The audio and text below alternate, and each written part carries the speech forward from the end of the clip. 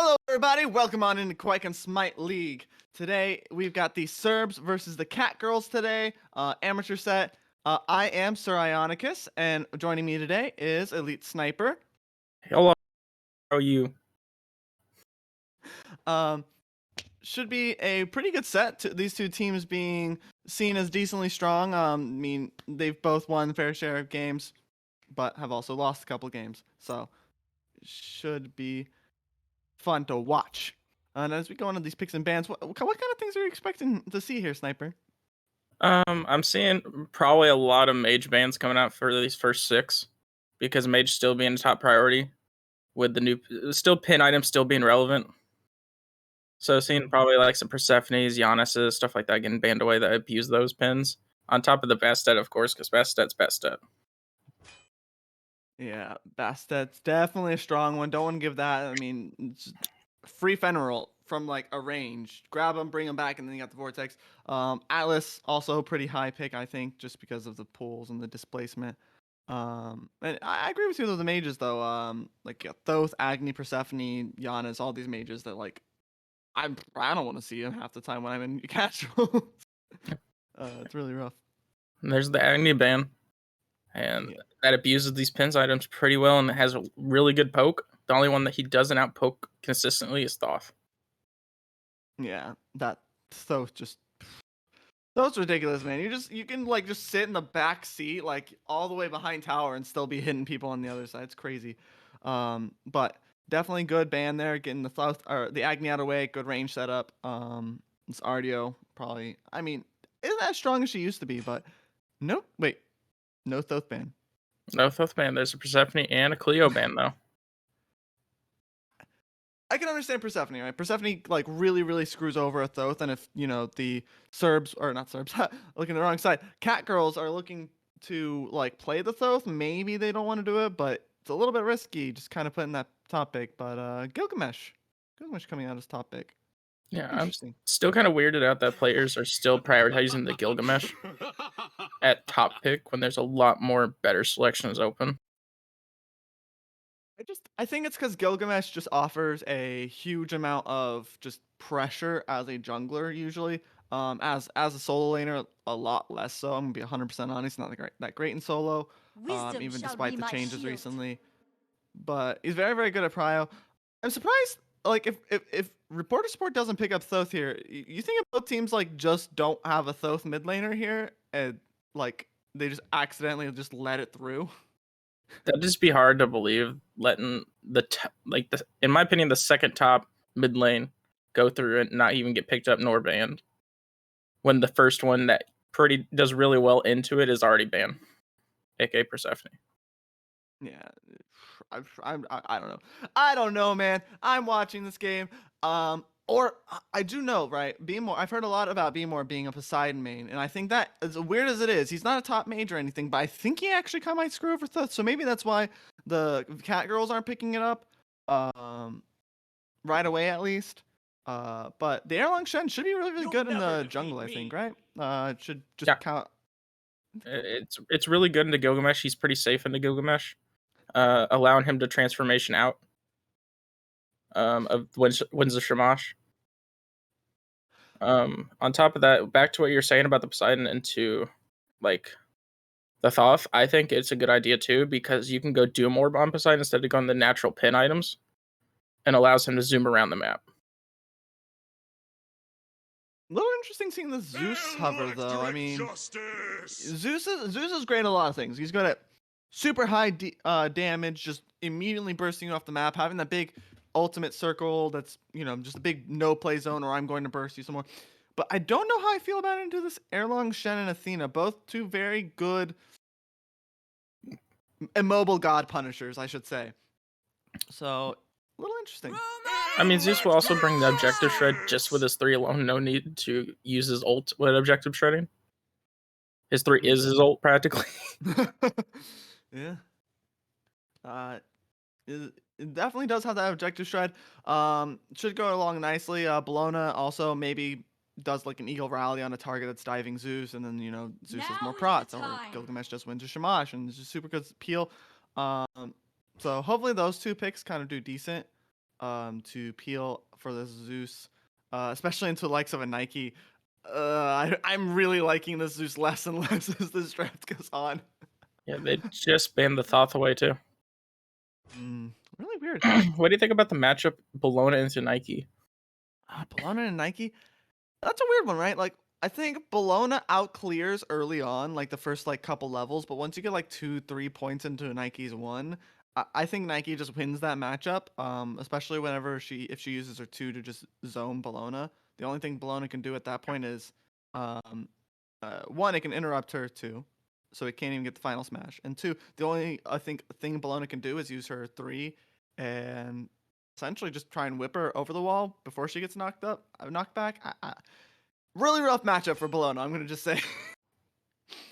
Looking at Morgan Le Fay ban as well. Probably And the not too Capri ban surprised. too. Yeah. As we see Cupid. I mean, granted, Cupid got that buff to his heart bomb with the scaling, but still hasn't seen much play recently with that buff. But I'm very excited to see how the buff handles in a competitive scene like this, to see how it actually works. Yeah, I mean, it's very nice that Cupid got some scaling, especially with Crusher being being a meta start on a lot of ADCs. It should be pretty interesting just to see how it goes. My only concern is like in terms of just strength and wave clear. I don't think Athena and Cupid's gonna win that duo side 2v2 like first couple of waves. I'm looking at this Achilles. I'm concerned because I have seen it once before in another set where I think Top Hat on the side of the Cerbs brought up Bologna support.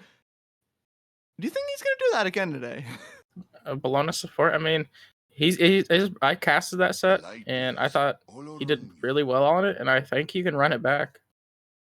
I mean, yeah, he definitely did very very well. I'm still baffled that it went well. Like I don't know, I don't know what on earth um how on earth it works, but I guess it does. The Eagles rally, as I was saying earlier, just gives you prots and power. And if it's support Bologna, then she just drops it down on top of his head rather than having to And it allows deal the a Zeus medal. to play even safer because Bologna's going to be up in their face, giving him the space that he needs. Oh yeah, and then on top of that, like you were talking about an objective shot on a Zeus earlier, right? Mm-hmm. Bologna's also gives power. So you're just throw that onto your entire team on like a fire giant. That fire giant's gone in like 5 seconds. On Especially top, with an Ola run. yeah, on top of Frenzy, yeah, that it's going to be gone within like 5-6 seconds tops. Yeah, so As we very. see, oh, Go go ahead. ahead. No, I was just saying that the Discordia was a last pickup over here for the Catgirls. Yeah, I mean, Disco, very, very good mage. Kind of takes advantage of Zeus's immobility, but can also get punished a lot for her own. The only thing she can do is maybe use the iframe on her three. I don't even know if her three, the iframe on her three actually cancels out Zeus damage. I'm gonna be 100% honest. But it should be interesting. Should buff the people who are going to dive the Zeus a lot. Specifically the Panda Bear, Erlong Shen, and the Soul Laner Nike. I look at him again. So whoever's got the damage, I'm hoping it's one of them. Can easily dive this Zeus or really good disco ult coming down the lane. Yeah, and then like you said, on top of that, the passive of Disco is going to bring a lot to this early game to whoever has it within these first 5 minutes. Yeah, it's definitely gonna suck for this. I was about to say Bologna again because we were talking about the Bologna matchup, but Achilles. It'll suck for the solo lane or the duo side because I'm assuming one of those two sides is gonna be the ones fighting the most early on. So it's gonna be really, really worrying. Because Cupid with that extra damage can do stuff. Athena, even if Athena's in their faces a lot, that's just a little bit more damage on your support. And then Nike just is a lane bully. It'll be just the battle of lane bullies, just one with the disco passive. So should be interesting to see how they play this out, especially early. Yeah. Just waiting for everything to get switched on over, and there we go. Nothing weird coming out of starts, and except that Erlong went mannequins instead of Io Jungle, which either way it's really good, but you need to find early pressure with that mannequins or it's not worth. Yeah, Erlong Shen already a really good early jungler, so taking the mannequins, I'm not like not against it, but as you said, he needs to find this very early pressure. He needs to get like maybe like a level 2 or 3 kill, like a gank over in solo, duo, mid, anywhere. He just needs to get that early kill and start snowballing in that into a lead and pushing that elsewhere with the mannequins. If not that, at least go into their jungle, and because you had the mannequins, you clear it a lot faster than a Bumbas. You can steal their jungle way faster. Yeah. The heck, and you don't even have to be afraid of the Gilgamesh being back there. I mean, Gilgamesh has a lot of damage, yes, but as long as you can bait out the drop kick or turtle form past it, shouldn't be a dub for the Erlang Shen in every 1v1. 100%. Mid lane engagement looks like the Gilgamesh Disco too hitting the mark. Gilgamesh drop kick, just not quite there, but Erlang Shen does pick up the kill. Double kill. And there's the mannequins that we needed to see. An Yeah. easy double kill because of that mannequins. Oh, Allowing them to shred them because the dog doesn't proc mannequins, but still, the extra basic coming from the dog helps that mannequins. Yeah, it's like you got like what you got just the auto, then you got the dog, then you got the mannequins procking. This Erlang Shen coming to this all around. He's gonna kill him. Hits the 2. Oh, they turned on Bologna. I was like sitting. I'm surprised he turned on Bologna for the fact that Olron got beads and then he waited for the beads to get done, then pinned him. Yeah, I'm gonna be 100% real. I thought it was a big brain play, and then they went on the Bologna. I'm like, huh? I mean, he does get the beads out, which is very good for this Erlang Shen. It means he can make a return gank, and this Olron's just donezo. Especially if it's pre-5, there's no way he survives. Even pre-2 items, Olron just has a slow start until he gets those 2 items in to get his passive going. Yeah, I mean, he doesn't have the crit. I mean, he still has this too, but looks like the Gilgamesh is going to return gank over in the solo side, punishing, just taking advantage of the fact that Pan Bear Ash was on the other side of the map to put pressure on the solo side. Giving us Achilles, which a bit of a chance at a lead, which is really scary. Yeah. Achilles ahead is a very scary Achilles. I mean, just able to rotate out pretty early with the executes is nuts. Blink from Gilgamesh trying to get this Discordia in mid. Doesn't quite seem to get the mark though. Must have missed his drop kick or something, or hit him back in tower. Either way, really unfortunate for this Gilgamesh. But it does look like he was going for this red buff invade. Disco and Erlang Shen though here, and Gilgamesh does not want any part of that. He's like, that's mannequins Erlang. I'm out, buds. Okay. Yeah. He's already two kills ahead of me. I'm out. Exactly. As we see a gank over in this duo lane. Oh yeah, Olaron taking advantage of the Olaron's beads being down, and Bologna at this point it does not have any mobility without her ultimate. And Disco even being over here, just being able to help out. This Bologna dies here. Someone hit it, Billy. Thank you.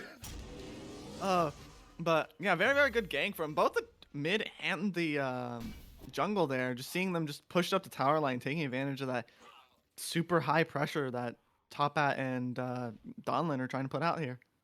Exactly, and I also want to throw out, I'm very surprised with this Cupid going the Death Toll route instead of the Bluestone route. Especially, you know, obviously, like I said, has Heart Bomb, got that scaling buff. In terms of scaling, Bluestone itself isn't going to help you as much as Death Toll anyway. I think Death Toll and Bluestone have about the same power anyway. So having Death Toll just gives them a little bit more sustain. It gives him more power, actually. So Death Toll definitely the better bet here. Gives you more power for the scaling, and as well as you have the sustain for mana and the health there. You don't have to worry about it. Well, yeah, that's a good side to look at it. But the way I was looking at it is because the Bluestone will help him clear, because that's his one good. Dead. Gilgamesh almost dead. Erlang Shen getting a little bit too greedy. Gets 3'd by the Zeus. Oh, no. Had 3 charges on him. Obviously, no Aegis at this time. Jungler's opting to go Blink first Relic. Yeah, I mean, it's done them both good. I mean, done the Erlang Shen good, I should say. The Gilgamesh a little bit off the mark. But that was a really good turnaround by that Zeus. Peeling out his Gilgamesh, who was apparently losing the 1v1 or he got hit by a disco ability or something. We didn't quite see it, but great job for the Zeus peeling his Gilgamesh out there. I also want to say Cornball also opted for the horrific as the first relic, which is, I mean, granted, it's good because you're not going to get pressure with Cupid at all, and Yeah. hopefully he picks up the frenzy at 12. I mean, Um, Frenzy, Shell wouldn't be bad here either. I mean, I've been a Shell hater for a while, but the other day when I saw an auto attack do like a good chunk of someone's health, someone shelled and like it did half the shell, I don't mind Shell anymore. yeah, it's um, definitely but better than meditation. 100% better. But it was also good on that horrific just because it has the slow and then it has it basically negates the belt of frenzy. So And then also the attack speed slow from the Oleron and Bologna in lane. yeah, huge pickup from this Athena. Oleron ult coming out on this left side of the map. Erlang Shen maybe getting a little bit too greedy. Cupid ult's going to catch this Oleron just on the edge. Unfortunately, not going to pick anything up from it. This Bologna might get this Cupid, though. Hits the one. And yeah, that's that ends up for Bologna. Yeah, and I think that's a late horrific. She should have. I think if horrific came out maybe a second or two sooner, Cupid could have got out. Yeah, I mean, they were just brawling there, and it was definitely could have been horrific sooner, and I don't think that Cupid has to worry as much. You are 100% correct there. Really, really good on the Cerbs, punishing the aggression, though. It's unfortunate that the ADC dies, but there was a really good Cupid ult from Chaos tonight to make sure that they got something from the jungler's death. Oh, Erlang Shen and Nike looking to engage on this Gilgamesh. Achilles here. Stop them. And looks like they're going to just aggress on him instead. And Wince Shamash coming out as well. Erlang Shen low gets executed. And Gilgamesh just needs to be a little bit careful as this Nike's hot on his tail. Doesn't quite hit the mark on the 2. Blink comes out to get him out to safety. And I think this Achilles gets Nike ult, that's for sure. Okay. Fight just ends there. Very good. Yeah. Very good fight from both sides. Yeah. Very good ult coming out of Terminator and able to execute him Sphinx. Did really good executing that Erlang before, he can get his ult off or able to get transformations up so he can get out. I just want to throw... Yeah. Discord, you just use beads there. What? Oh, yeah. No. Oh, no. She beats the detonate charge. Ross, you can't be doing it. You can't be doing this. Achilles in trying to invade this blue buff. Taking advantage of the Nike's low health. Great beads to nullify the Erlang Shen ult there. But I don't think he gets out unless he's got a combat dodge coming up in just a second. Great stun as well. But the Catgirls will pick him up. Maybe being a little bit too aggressive on that blue buff. As we see ult for ult expend over there in the duo lane, but nothing too much happening. No beads were burned, really. Just ult for ult. I mean, both sides looking to be aggressive over there. Definitely not what you... I mean, both sides want to be aggressive, I guess. Oleron having that really good Sanctified Field ultimate, being able to just lock down someone if they ult already. Gilgamesh without Blink, I'm a little bit unsure of how he wants to do this. That is walking over a ward, so Cupid is going to be wary of the gank. And it's going to sit on the tower. Looking like Bologna's watching the Catgirls just literally walk around the map. So maybe looking Athena, taunt, Erlang Shen. I'm just looking at it. Both sides are looking like they're wanting to fight this game, and you can see it 5 to 6. It's 8 minutes in the game. Yeah, I mean, this is non-stop fighting. We might have to tell them to remake this game because I think they accidentally switched it to arena. Oh goodness gracious, yeah. I mean, the only thing more I could see is oh my goodness, great disco too there. Almost gets the Gilgamesh there. 2-man stun. Nike rotating over, and wait, Top Hat got the kill on. Wait, what happened? I didn't even see it. I saw Zuzlo come out, but I don't know how Top Hat got the kill there. To be honest with you, he must have been. Zuzlo did not go out. I should have swore I heard Zuzlo go out, but I guess not. Where on earth? I'm so confused. Did he walk under tower maybe trying to catch the Bologna and the Bologna just ulted him? Alright, I will say this. The Catgirls need to start respecting the Zeus damage. One, he's starting to get a little bit. He's starting to get a little bit online. I mean, he's only 2-1-1, but like he's got a level lead already. And it's Zeus. That's the second time someone's died to Zeus damage just because they've overstayed their welcome. Yeah, I mean, Zeus damage is ridiculous. I mean, sure, he's one of the most unsafest gods, but his damage output's just nuts. Yeah. Blink on Gilgamesh trying to secure that red buff. Is going to secure his death, though. Unfortunate that the jungler was right there, right when he was trying to do that. I understand you, Gilgamesh. That aggression, so sweet sometimes, but doesn't work out for him that time. 100%. It looks like Lana looking like Optin maybe going to like a Berserkers or Shifters here. Yeah, I mean, neither bad options, especially with Berserkers having gotten buffed, I guess buffed, changed, whatever you want to term it as. Reworked, whatever you want to call it. Yeah, all three. Rework to, rather than when you get low, it has that huge damage potential with attack speed and a power buff, but instead has more defensive stats like HP 5 instead of that penetration, as well as you get like, what, 7% mitigations, I'm pretty sure it is, when you reach that threshold that it had before. So I wouldn't be surprised. And then Shifter's also a good option. Just very good at making yourself tanky when you get low, as well as just having that extra damage when you're a little bit more full. This fighting in mid though, beads out of Discordia trying to nullify, trying to get out the Sanctum Field. Great disco wall is going to secure the kill on the Gilgamesh though. Whoo! Mid-laners are popping off this game. It's like always just someone's almost dead and always catching that one kill off the backside. Yeah, 100%. I mean, it's been a back and forth fight in this mid lane. It's looking like 4 in mid. Looks like they're wanting to keep the fighting going. Bellona gets taunted by Erlang Shen. Zeus ult comes out to peel for her, but isn't enough. Athena gonna give those extra. I just want to say that Panda Bear Ash was safe until he walked back into the Zeus ult to get that third charge. I was about to say, I didn't know if anyone else saw that, but I was like, oh yeah, they're all good, all good. I see Erlang Shen die to Zeus ult. I'm like, did you just walk back in? Did you just walk back in? Great taunt from Athena, keeping this disco safe. Little extra on the horrific emblem, but does guarantee that this Achilles can't burst them down. Another ult trade over in duel. These guys are just boxing, man. I mean, this time Cupid did get the beads out of Oleron, where Cupid still has a hold of his. Yeah. Ooh, missed heart bomb, unfortunately. Yeah, this might actually be an arena match. I think I've seen 4 people in mid like 3 times now. It's only 12 minutes in the game. And we're already seeing 18 kills, 12 minutes into the game. It's becoming an arena match. I mean, gold is still pretty even. Yeah, not even 500, so it's practically even.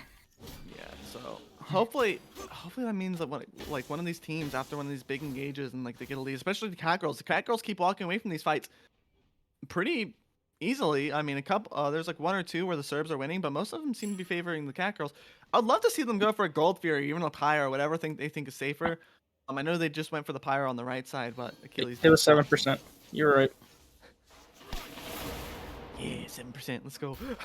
I do think also the Celestial on the Oleron is kind of hurting him a little bit, because Cupid keeps almost killing him every time. Sure, it's helping him because he's surviving it, but Cupid still has more than half health out of these ult engagements.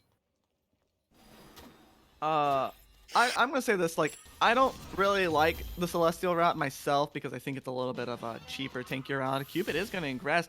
Didn't miss the heart bomb, so it's a little bit weird. Oh, 3 people ganking. Erlang Shen ult coming out to guarantee it. Cupid ult. That's a dead ult run. It might be a dead Discordia as they go and engage in mid lane. Athena ulting over onto the Nike. Gilgamesh. Kill on the Gilgamesh. Nice. Achilles is chasing out this Discordia though. Maybe trying to get a kill. Misses everything. Just misses everything. Great job on the Catgirls front line just to peel out this Discordia. But really kind of unfortunate. They still want more! Unfortunately though, Achilles will hit the Discordia. Finally getting her down, but Bellona will pay for it with her life. Maybe? Alright, I mean my words. And again, another arena fight here in mid lane, but I think it went the way of the Cerbs because they did get the shutdown onto Ross there. Mm-hmm. The shutdown's gonna be huge, especially allows this Zeus to like get that lead back. It looks like there was a 1-level lead before that fight, and now it's even again. Like this mid lane just keeps going back and forth. These mid laners doing these different plays. But yeah, as you said, they might have lost their Oleron over on the left side, but they did pick up, and then their Gilgamesh in the mid lane. But they did pick up probably the best kill they could have gotten. Yeah, the only level deficits are this jungle, in the solo lane, and I think the support Athena being half a level above Top Hat right now. And then on the side of Cerbs? Cerbs, yeah. Production names are in the wrong spot. Are they? Oh, yep. You're right. That's why I got confused. That's why I was like looking up like the name. Like, so Top Hat ain't Cerbs. Top Hat ain't Catgirls. Yeah, right side is Catgirls, left side is Cerbs. We're gonna fix that here in a second. Sorry for the confusion, everybody. Gold Fury being picked up here by the blue team. Athena is gonna ult in, be there for this fight. Keely's maybe diving a little bit too deep, trying to go for this Discordia. The whole team's here. Nike rotating on the underside, maybe gonna catch them out if the Catgirls choose to re-engage here. It's looking like Nike's just gonna come up on the backside, and the Catgirls are re-engaging this Gilgamesh. Gonna die, almost dies to the Nike ultimate coming down on the backside. And so does Erlang Shen from this Achilles. Gets the ultimate out for the heal. Achilles is still chasing. Unfortunately, the heal does come through before the Achilles can execute him. Yeah, JKT did a really good thing there. I'm not sure if you noticed, but when he dove that back three and then jumped onto that Gilgamesh, he got Oleron ult, Zeus ult, and got out with barely any scratches. Oh my. I mean, that's what you need from your soul laner. Be able to get these like super key abilities that would hurt your backline. And just get out scot-free. I mean, if you don't die and you get all those abilities, it's worth. Athena might get caught out here though. Walking in a fight, that's a dangerous place to be, Cornball.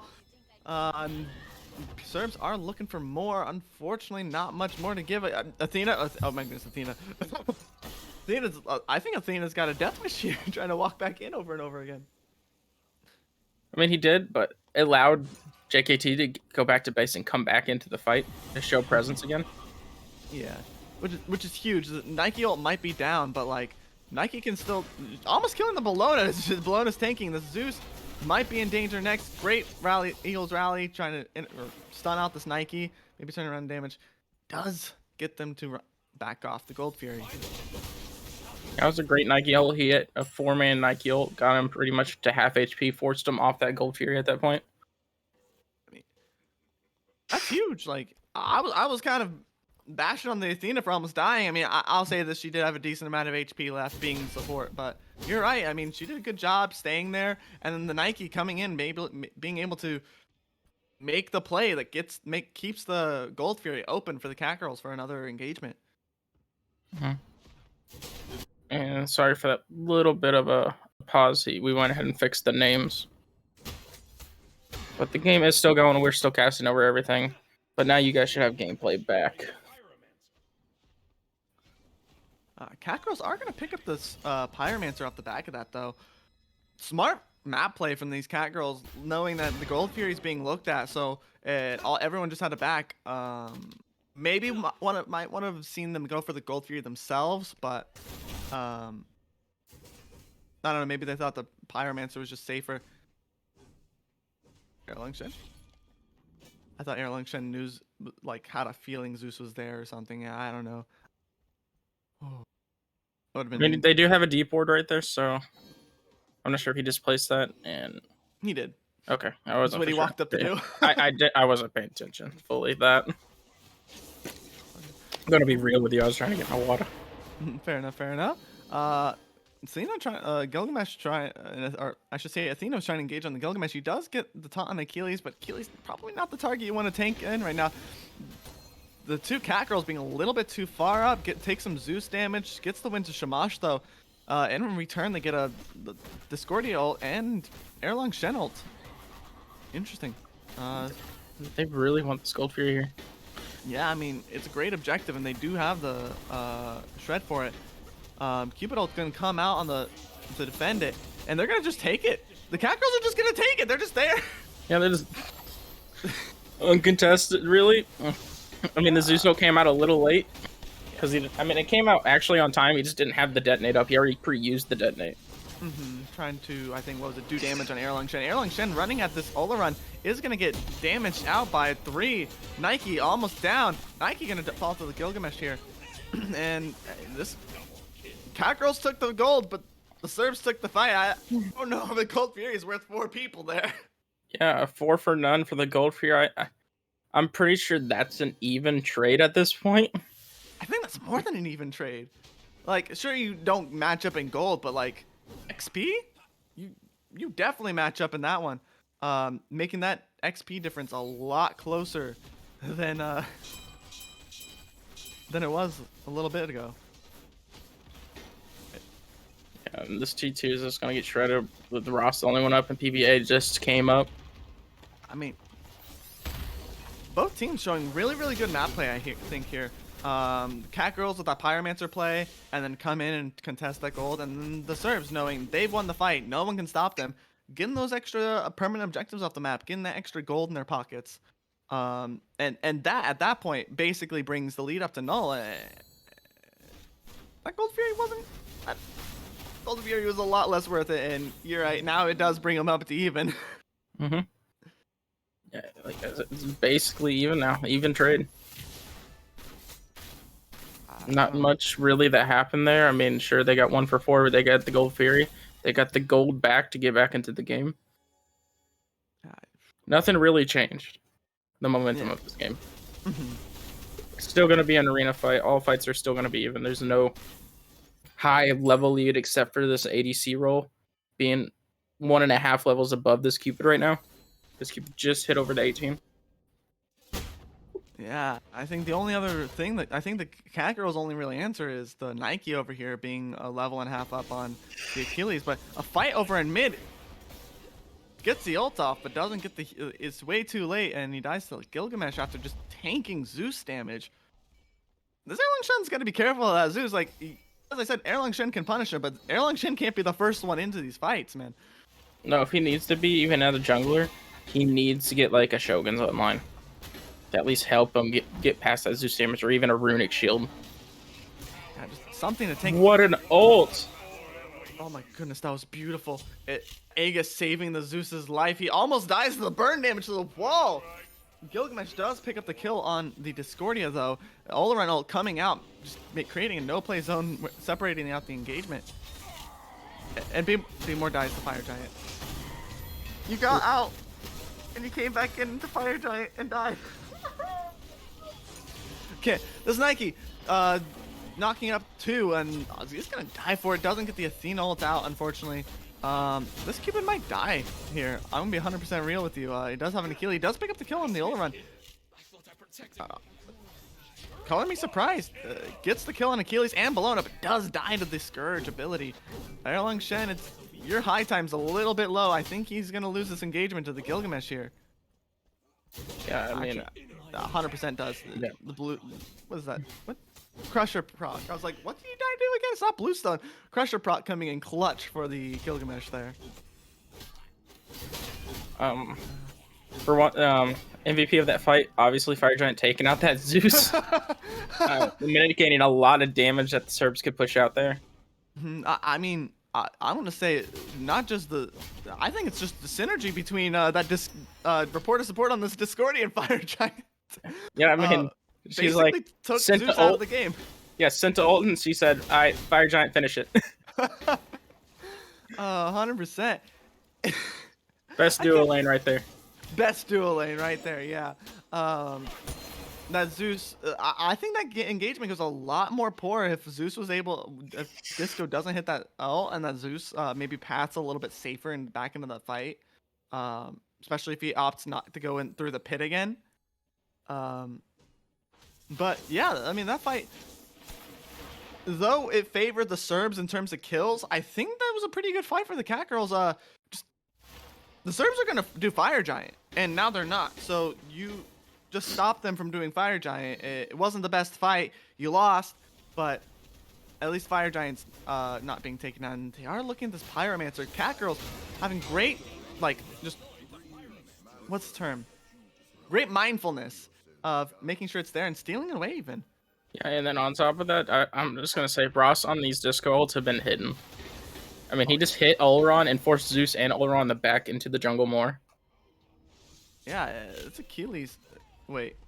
Okay, Chaos the Knight dies to Oni Fury. All right. As we see a solo kill over into Objectives MVP today.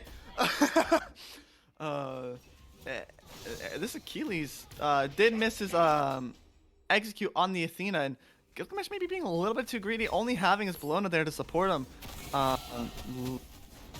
Ends up tanking what, 4 or 5 people? No, 4 people. Nike spotting out this Fire Giant though is gonna go onto the Zeus here with that extra ability with the Sentinel shield from the Sentinels of Zeus, taking a little bit more damage than she probably wants, but great disco too, being able to peel out this Athena as well. Bellona looking to go in a little bit more, so is Achilles, but I think the Catgirls are blinking from Achilles. Gets the Discordia, they're gonna get the Athena here. That was a great turnaround from the great re-engage from the Cerbs there. Yeah, and then also I want to throw out Cornball did a really good taunt to get them off of the Discordia for a little bit. But they did get him off of JKT too. I mean, it was a good effort, but one had to drop there. Yeah, unfortunately, that is what.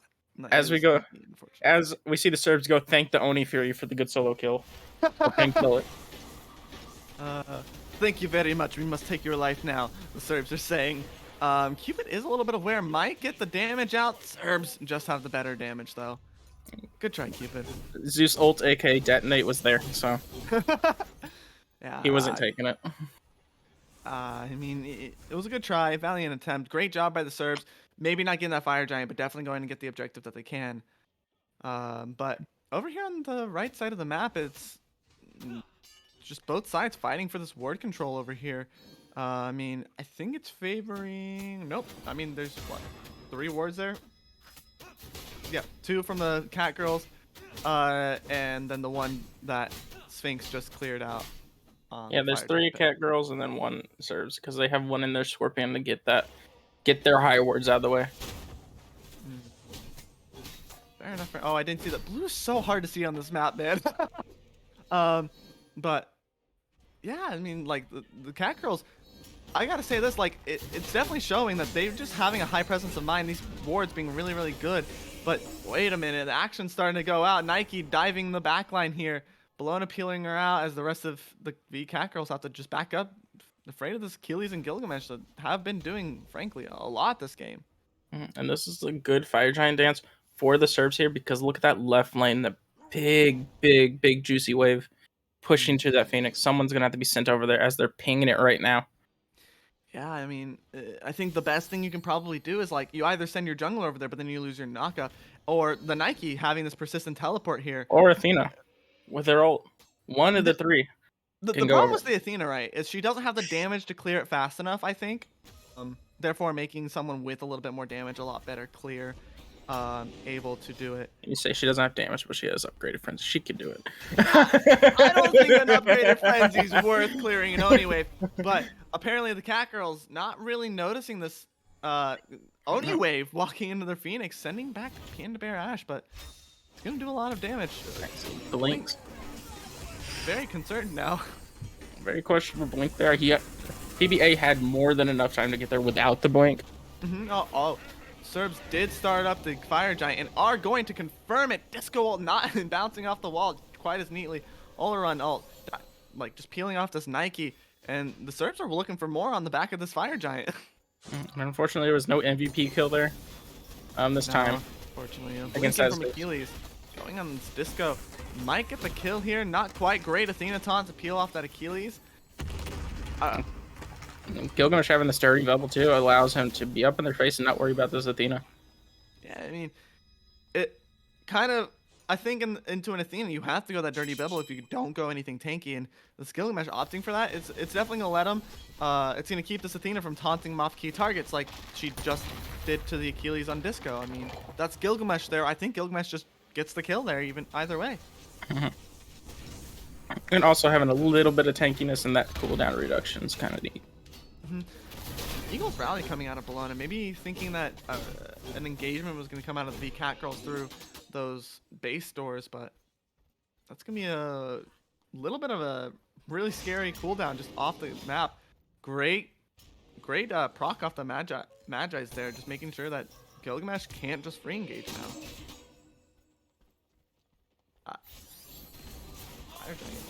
Phoenix Siege is going to go well. Oh my goodness! Ross, you gotta stop doing it to him, man! Looks like that might have gotten Zeus Aegis too. And Chaos Tonight gonna get a drop kill on the front line there. Another kill on this Gilgamesh here. The V Catgirls horrific! Getting the beads out of Zeus there. The V Catgirls, they're keeping an eye on everything that you've got over here, Cerbs. And unfortunately though, Athena just maybe a little bit too far up. Oh, that's a dead Oleron. That's Aegis out of him, but for Cupid ult, but Oleron did get a double kill there. Oh my goodness gracious. First Athena was a little bit too far up, and then Disco. You just got critted in oblivion with the Oleron passive. But look at that player damage coming out of Ross here. Oh, almost doubling Achilles. I meant not Achilles. Yeah, Achilles.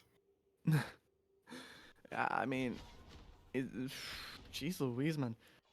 When you got like almost 10k difference between you and the next one damage, that means you're doing your job as a mid laner, I think.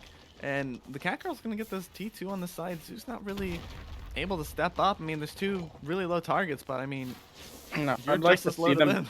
Yeah, I'd like to also see them go to this mid lane and get those towers. I mean, they have the ability to do it. I mean, even though they're a little lower, but Cupid has the shred with the ability he has to get that tower. Yeah. They are respawning though. Looks like they might be engaging on this Erlong Shen. Nike jumping in, but just to peel out the Erlong Shen there. I mean, they're at least playing it safe. Like, they're seeing timers are up. They could have definitely gotten that T1 as they went. Unfortunately, it doesn't seem like everyone was on the right page. But yeah, I mean, they're just playing it safe at that point. I mean, you got low health bars on both your jungler, which you really want your jungler in these fights, and your Nike, your two frontliners for that Cupid. Cerbs just doing a Gold Fury? Yep, for free.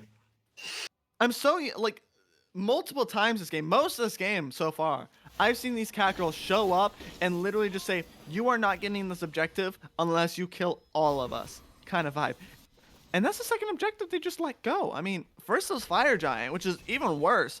But now Gold, and they need to show up for this Pyromancer. I mean, like, you can't let them just get all these free objectives. And you can't let these frontliners just stop you. I mean, you got to get that Nike in there. Maybe the Erlong Shen comes around, but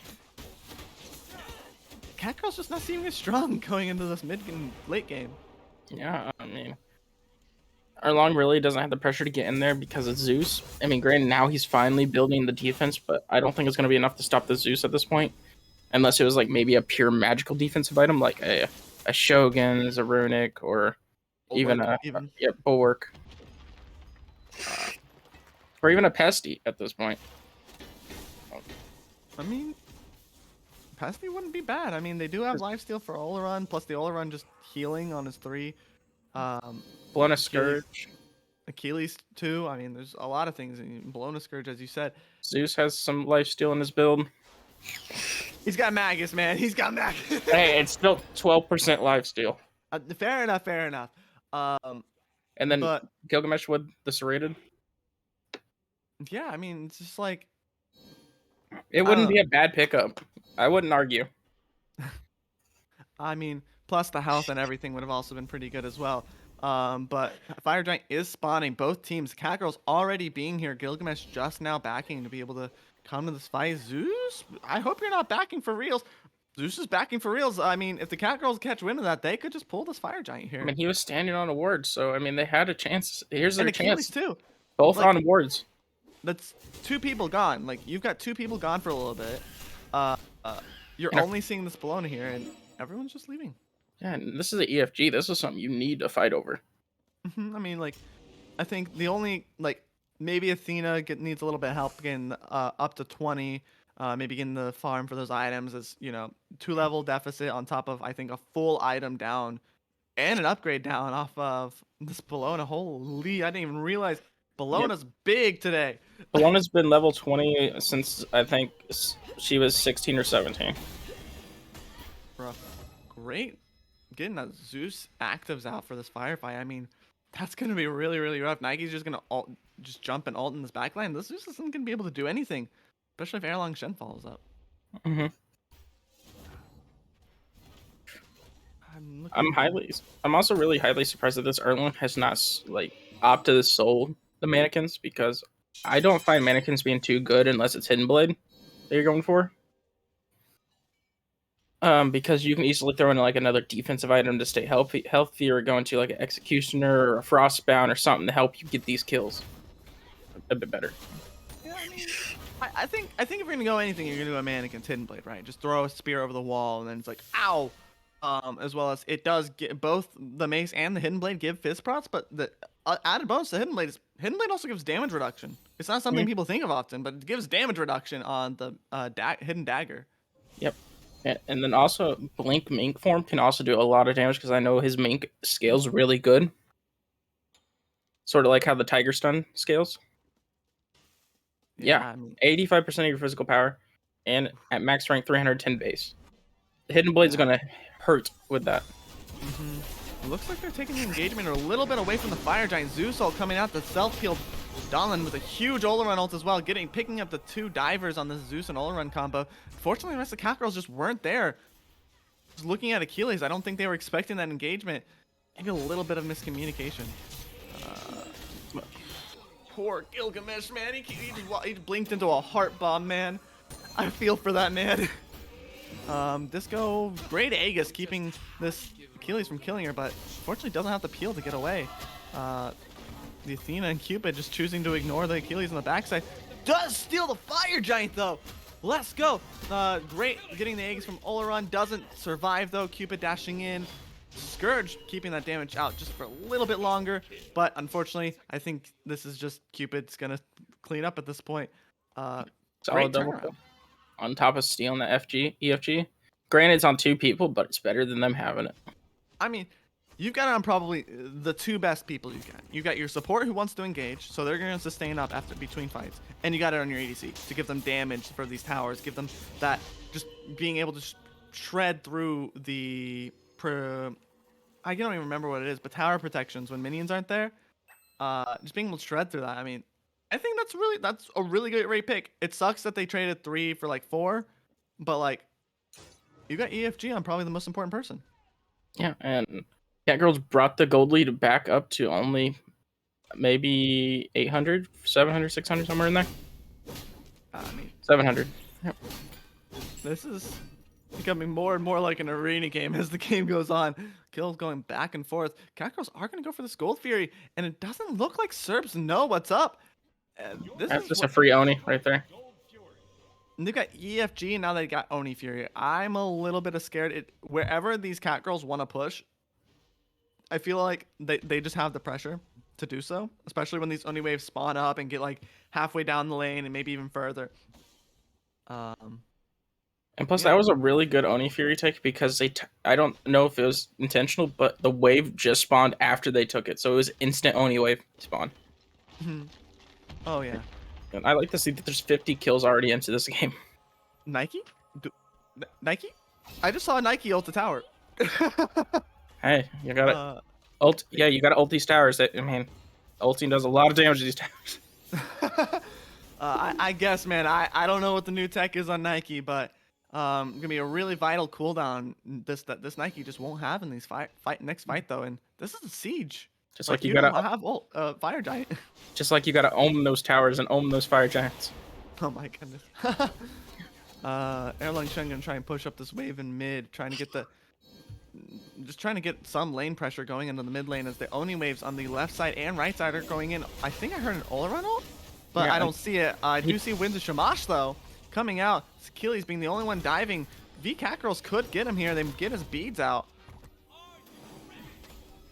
And they get Gilgamesh. I was like, looking, I was like, are they gonna get anyone? They just did a lot. Bologna coming out, turning on this Discordia. Great peel from this Nike and Athena. But I think Panda Bear Ash just getting a little bit too forward. I don't even know how the Zeus hit the disco. It's disco. Chain lightning. Chain lightning. What was it? PBA brought the chain lightning back to for us in Cornball. So we see a triple kill coming out of Emor here. I'm gonna be 100% honest. I was hating on the Zeus pick earlier, but this Zeus is starting to pop off, consistently getting self-peeling for this Olaron on top of the Olaron ultimates, and then trading back 2-3 kills most of the time when the Achilles or Gilgamesh aren't able to. But it does look like Bologna's a little bit too far up. Cupid does miss the heart bomb though, so she's gonna. I guess she's just trying to stop, but you can't stop an EFG Cupid from taking your Phoenix, especially not at half health. Yeah, at least again, people that survive are the people with EFG still. Yeah, it's the two most important people here. Like, Cornball is unsung hero, probably. I mean, I say unsung, but we've said it multiple times. These taunts coming through are very, very good. Peeling off the dive onto the back line and even like saving people in like the end of engagements. It's huge for the Catgirls. Just instead of like that full deicide, maybe losing 2-3 people less. I don't know, man. I mean, what we just saw is a good counter to W key. You can't W key a Zeus. Yeah.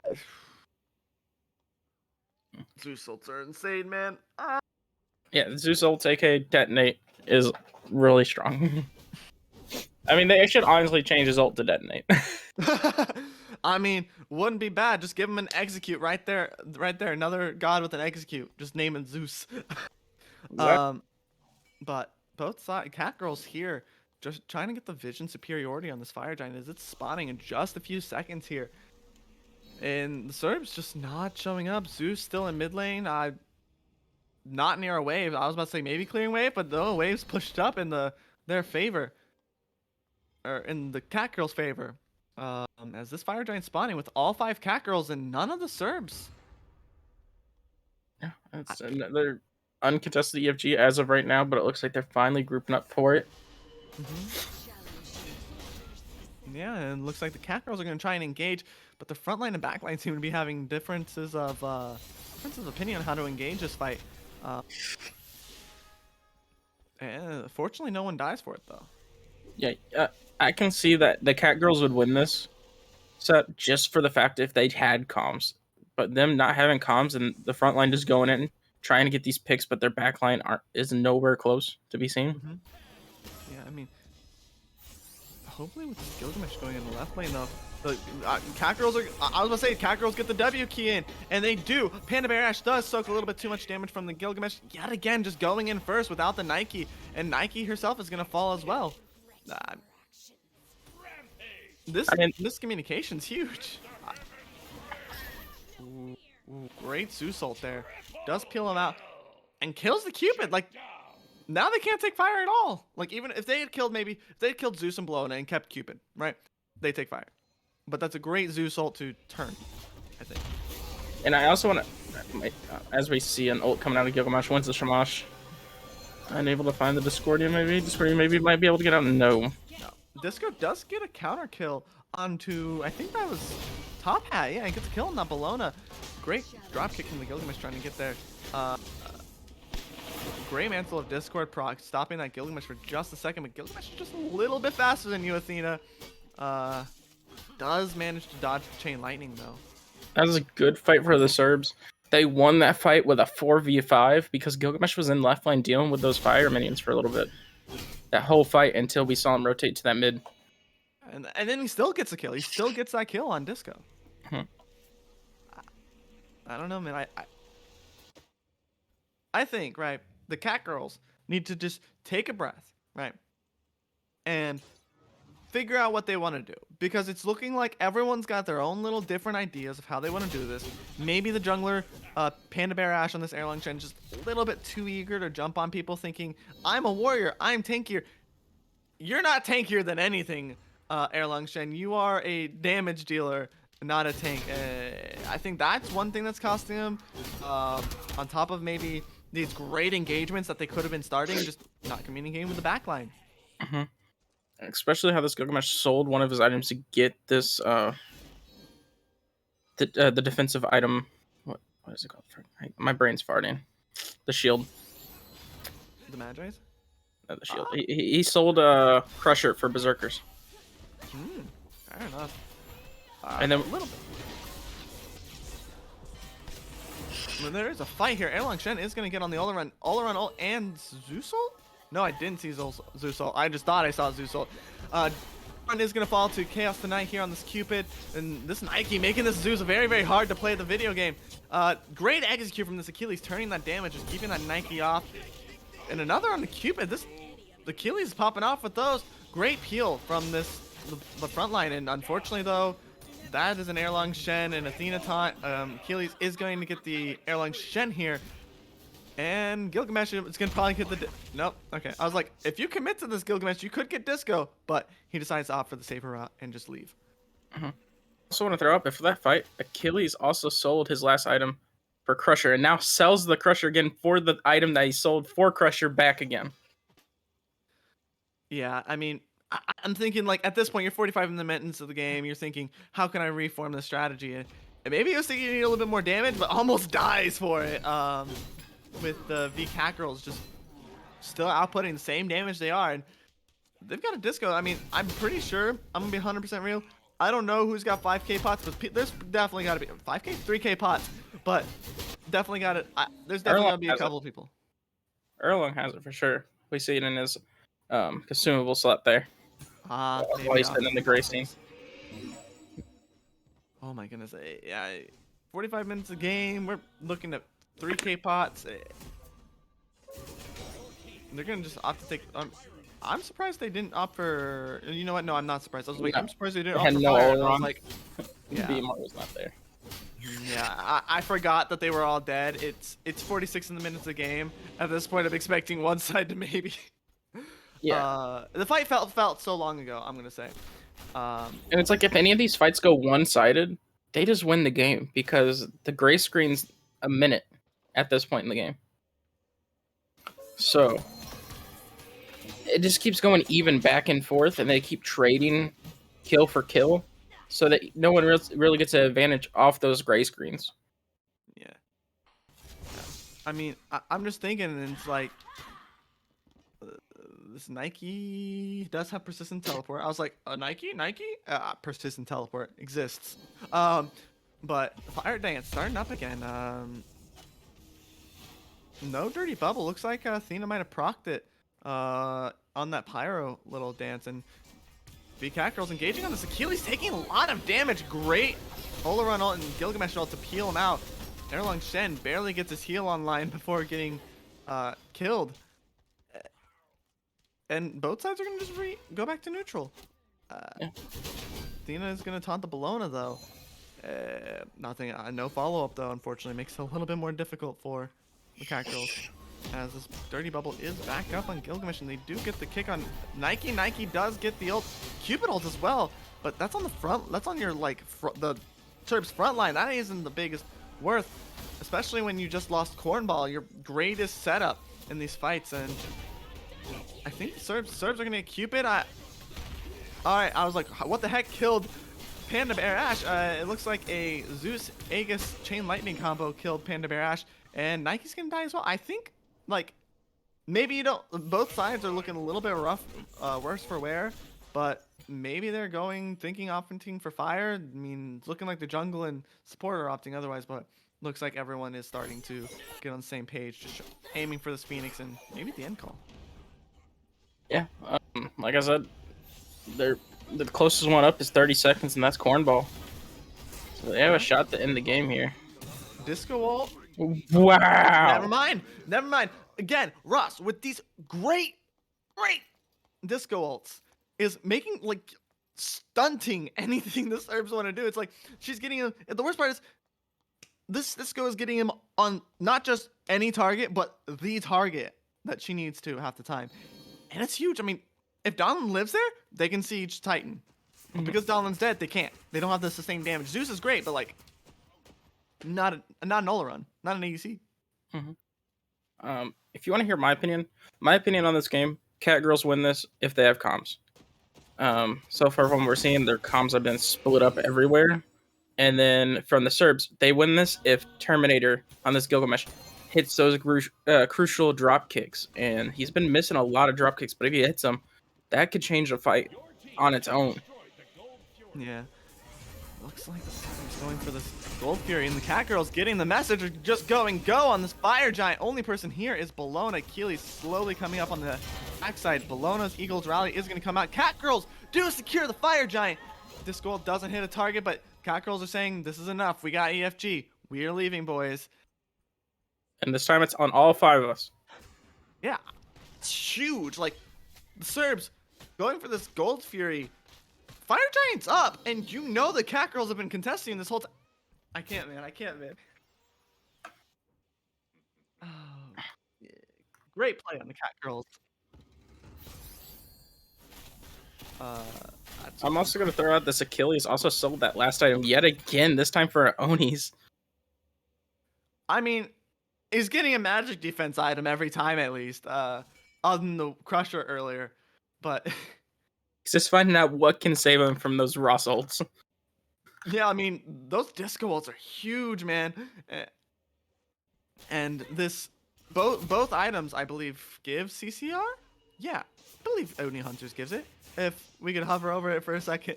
Yeah, both items give 20% crowd control reduction, but I think Oni Hunters is probably going to work a little bit better, giving those mitigations instead of that shield.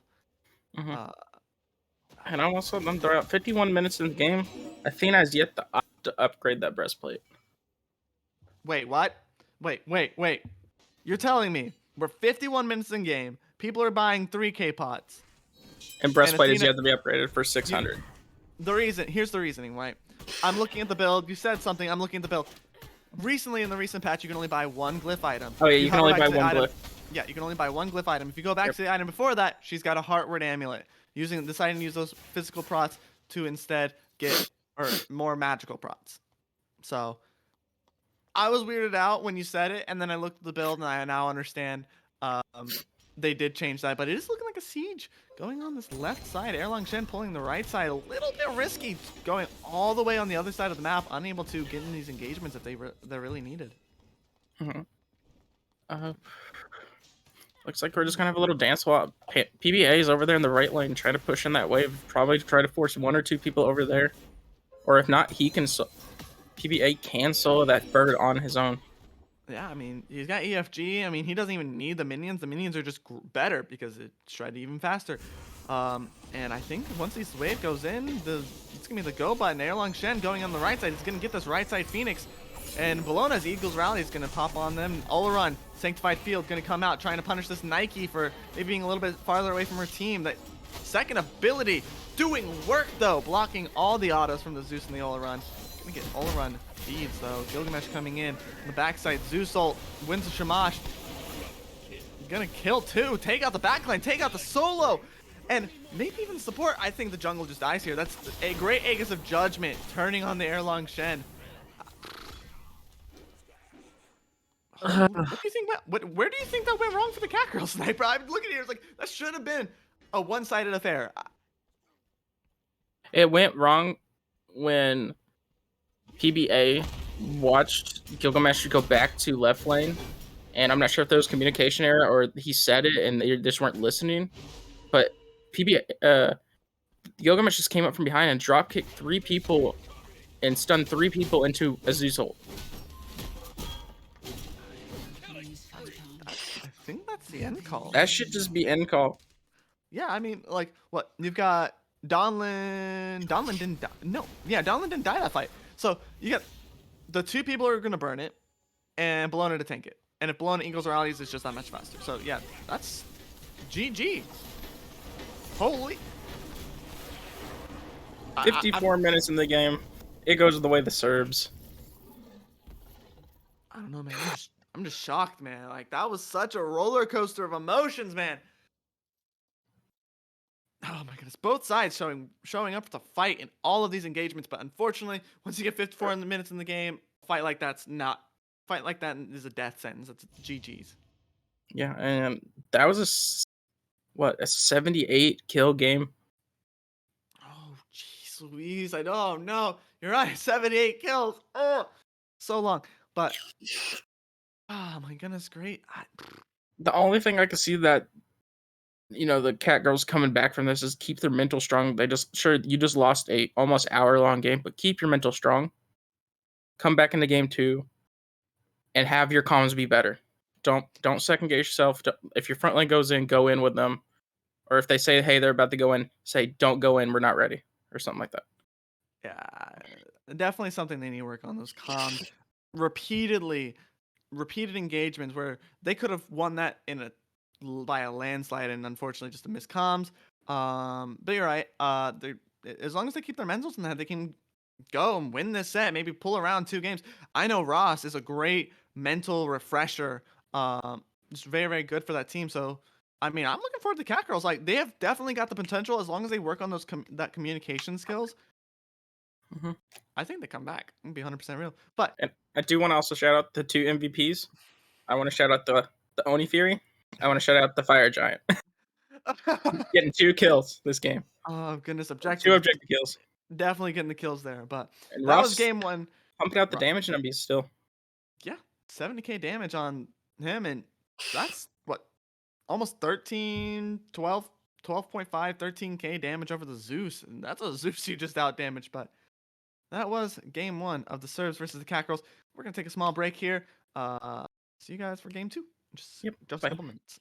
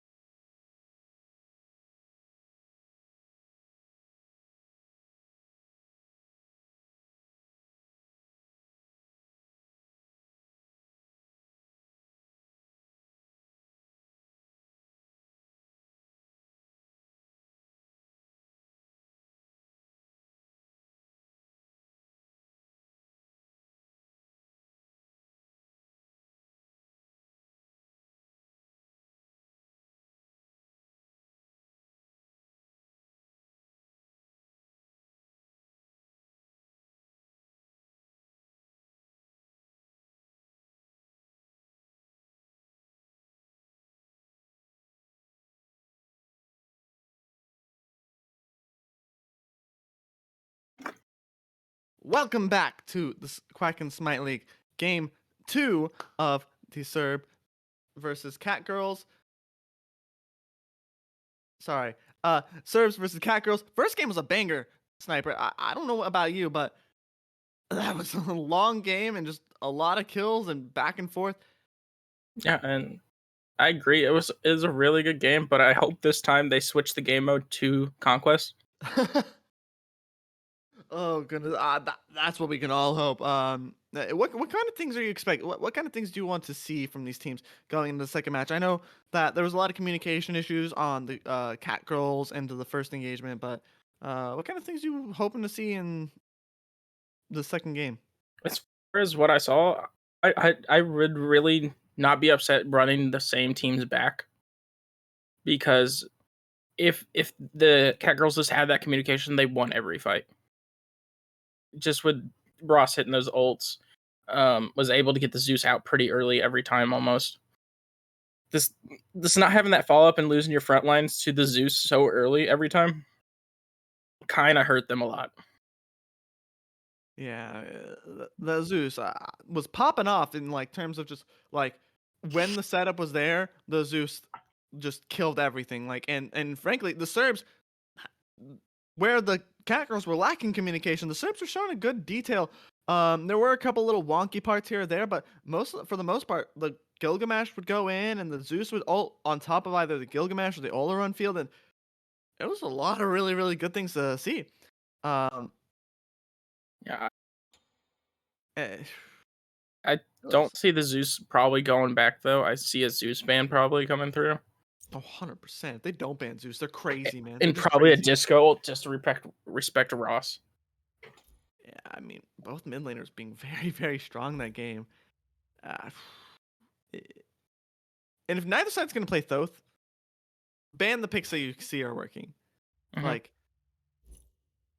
if you're not going to ban the most broken abuser of the flat pen items in this game, it works.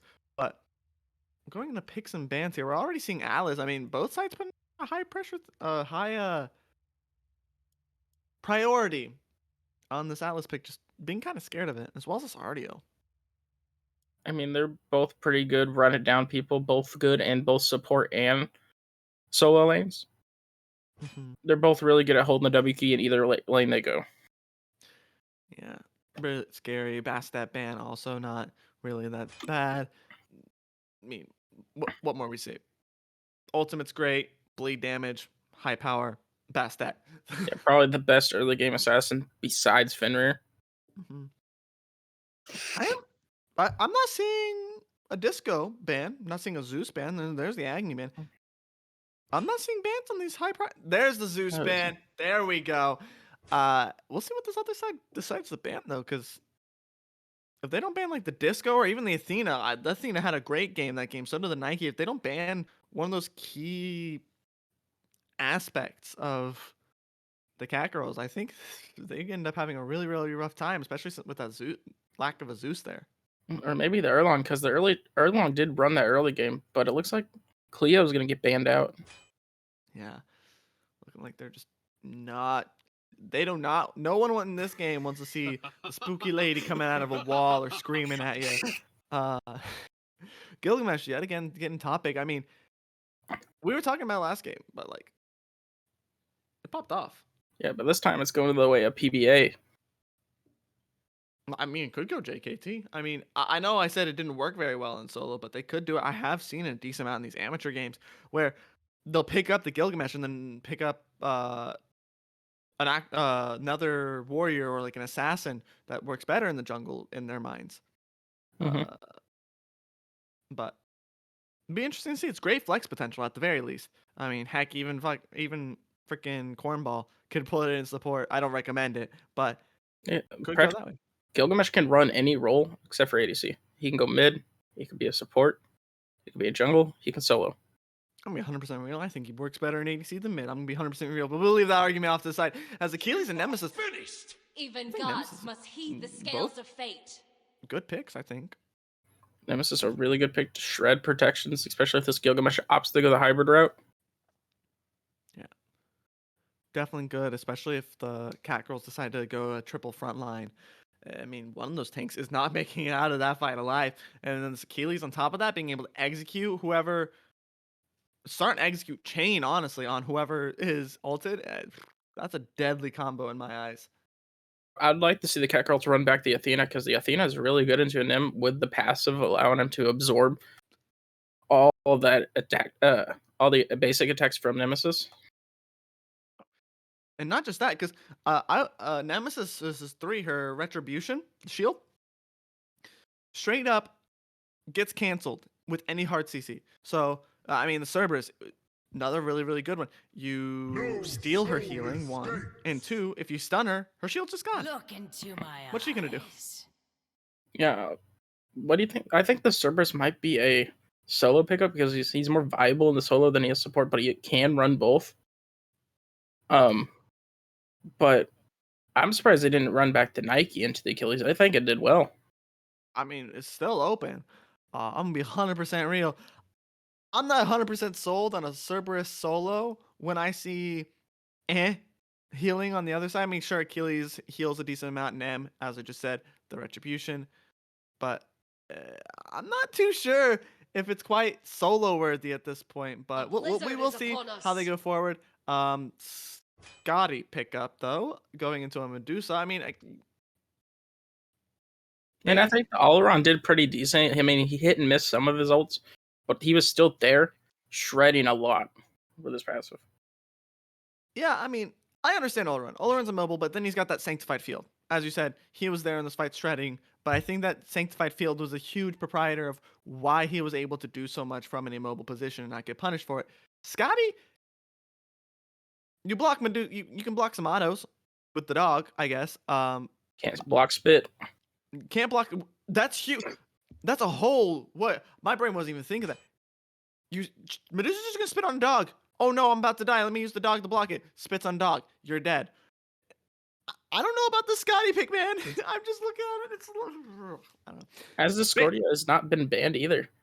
We've seen a Soul Thoth, Morgan Le Fay, and a Persephone. All very good mage bands, but none of them are Discordia. You are completely correct. I'm like, I can understand Soul, right? They don't want the other side to have high pressure in either mid or duo because Scotty being kind of an ability based ADC could go either way. Probably a lot worse in mid just because of the lack of safety. But And then Thoth being Thoth. Thoth being Thoth, Persephone being Persephone, Morgan Le Fay, great at doing the exact same thing Agni does. Opting for Ymir though. This time we might see Top Hat On on a Guardian. Unless it's going to be Achilles support and Ymir solo. Oh my goodness. Shut down the Cerberus. I would be so sad just to finally see a Guardian on the Cerbs in this game too and be like, oh, well, that's going to go Guardian solo, by the way. Enjoy. Oh my goodness. I don't know. I don't know, man. Achilles support, not the worst, but I definitely think you don't want to take that trade for the Ymir in the solo lane, especially into, if it is a Cerberus, Ymir beats Cerberus. Or not, the other way around. Cerb beats Ymir. But look at these next 2 picks. I kind of like, you said solo Cerberus, Mm-hmm. and the Athena hasn't been banned or picked. Yep. So maybe they opt for it. And plus having a lot of takeaway with beads with the Cerberus ult, the Medusa gaze, and the Gilgamesh dropkick and or ults, but it looks like they're opting to go the Horus. Yeah. And then a new wall coming from Ross this time instead of going back to the disco. I mean, he was hitting. What's better than hitting those just really great disco ults? How about hitting everybody with just an auto aim Nuwa ult? I mean, that's gonna be huge. And then that Horus, if that goes solo, I'm gonna cry. So that does solidify JKT on the Cerberus in my mind, at the very least. If not, Horus is good either way because he practically level 2. He does true damage to everybody. Level 2, you just kill everybody. I'm gonna be 100% honest. True damage or not, if you've got the follow up on all that CC, the stun and the cleave into the knock up into the slow, that's gonna hurt the Ymir a lot. And this Ymir is gonna have to really look. I saw Raw. I was gonna be so happy, but Baba Yaga coming out on the Cerbs. But if this Ymir, I don't think can stay in dual lane for like very like. I think he goes level 3 and goes mid. If he stays in dual lane too long, I think he just starts to give this Nuwa a little bit too much time to get online. Especially since by the time he rotates in his 5, the Nuwa is going to be 5. So if he engages, she's gonna just ult. Yeah, and I think this game's gonna come down to if top hat hits these walls really good. Mm-hmm. Granted, 3 of them can get out of it, get beyond it, I should say, but it still would be a game changer if he hits these walls pretty well. Yeah, I mean, technically, if neither JKT or Panda Bear Ash is there to get over the wall themselves, Horus can't even get over the wall without using his ultimate, and that's a long charge up time, especially if you aren't near a very good exit point. It'll be very very interesting. Going to this game, which side are you like favoring? I'm a little bit leaning toward the Catgirls, just because of what they've got. But which side are you rooting for? I think here. I mean, I'm leaning towards the Cerbs. I really like Nemesis being in the jungle, especially that stone cutting just got cheaper and makes her get on the line a lot faster, especially into a Ymir freeze or a Achilles stun. She can just shred anybody she wants. Yeah, Nemesis is a hot topic. I mean, I know I saw her in the SBL the other day as a solo laner, and not even to mention her jungle potential, as you said, shreds those protections off of Ymir freeze. But it'll be very very interesting seeing how they go. I do know that the Gilgamesh can probably mess up a Nemesis in a 1v1 pretty well. That drop kick just negating the shield because of the hard CC. But I think it's pretty even fight because Gilgamesh can counter Nim. Nim also counters Gilgamesh by getting out of window Shamash so easily. On top of that, I want to throw out JKT running Finding Nemo out here. Finding Cerb, having the clownfish skin. Oh, I was like, huh? But yeah, it definitely does look a lot closer to the Marlin than I thought originally. I mean, clean Serb skin at the very least, but oh goodness, that caught me off guard so much. Hey, it's a good skin, and I think it's a limited skin, and I think it's a really cool recolor compared to his other one. Yeah, I mean, the welcome pack is just full of really, really cool skins. I think there's only one skin in that whole pack that I actually haven't seen the actual in-game model, but the card art's a little bit disappointing. But yeah, welcome pass. All you got to do is play 20 games. Easy skins. And then also with the Scotty with the birthday one, even though it's not as good as the Cerb one, in my opinion, it just makes her like have black clothing. That's about it. Yeah, some more monotone thing. And level 1 in this freeze on the Ymir, maybe gonna sacrifice the wave clear, but is gonna stop the Catgirls from using their Belt of Frenzy and give them the wave advantage. I mean, no, they use the Belt of Frenzy. Mm-hmm. Yeah, that's the Belt of Frenzy came out on the V Catgirl side, and this horse is dead. This horse can't step up if they're level 2, man. Especially when you don't have your 3 to get out safely. You're just dead. 3 or your 2. I'm like, either option, if you don't have a way to get away, you're just kind of dead. It's a Ymir. You can't walk up to him. You saw him freeze you earlier. 100%. But what's going on? The jungler, nothing really happened in mid lane. Just complete. I mean, most of the action going this way in the favor of the Cerbs. Getting that 1 level lead over in the dual lane, but nothing that interesting in the mid lane yet compared to last game. No, I think they finally switched it to Conquest. Yeah, though this Nemesis is maybe thinking it's back to the arena game. Maybe getting a little bit too close, but able to get out with that double dash on the first ability. We're not seeing 3 kills before 2 minutes this time, at least. Oh my goodness, that was... So PBA is not able to have that high pressure with the mannequins this time, so we're slowing it down a little bit, at least. Just a little bit. this dual lane on the Serb side really keeping up with the pressure, but on the other side, this Cerberus really giving this Achilles a run for his money. In my opinion, no surprise there because I think Vamp Shroud and the T1 defense like hybrid item is really good on magical Guardians right now for the solo lane. It gives them because Guardians have a lot of scaling. Mm-hmm. That's a good. Cerbs taking advantage of this pressure to invade the purple buff. But I don't. They did not secure it. No, the Cerbs got it. I remember hearing the Scotty getting on their belt, and great getting the beads from the Medusa as well on the backside. The Ymir just froze her, misplaced the wall, but and here's that 1v1. Unfortunately, Horus is gonna be here, gonna stop this Nemesis. Luckily, she had enough mana to get that first ability off and toward her dual lane, who's now contesting these oracles. Scary Ymir walks at Medusa. So ult from Cerberus was just off the mark just by a little bit, but did force the beads. Never mind, it forced the beads.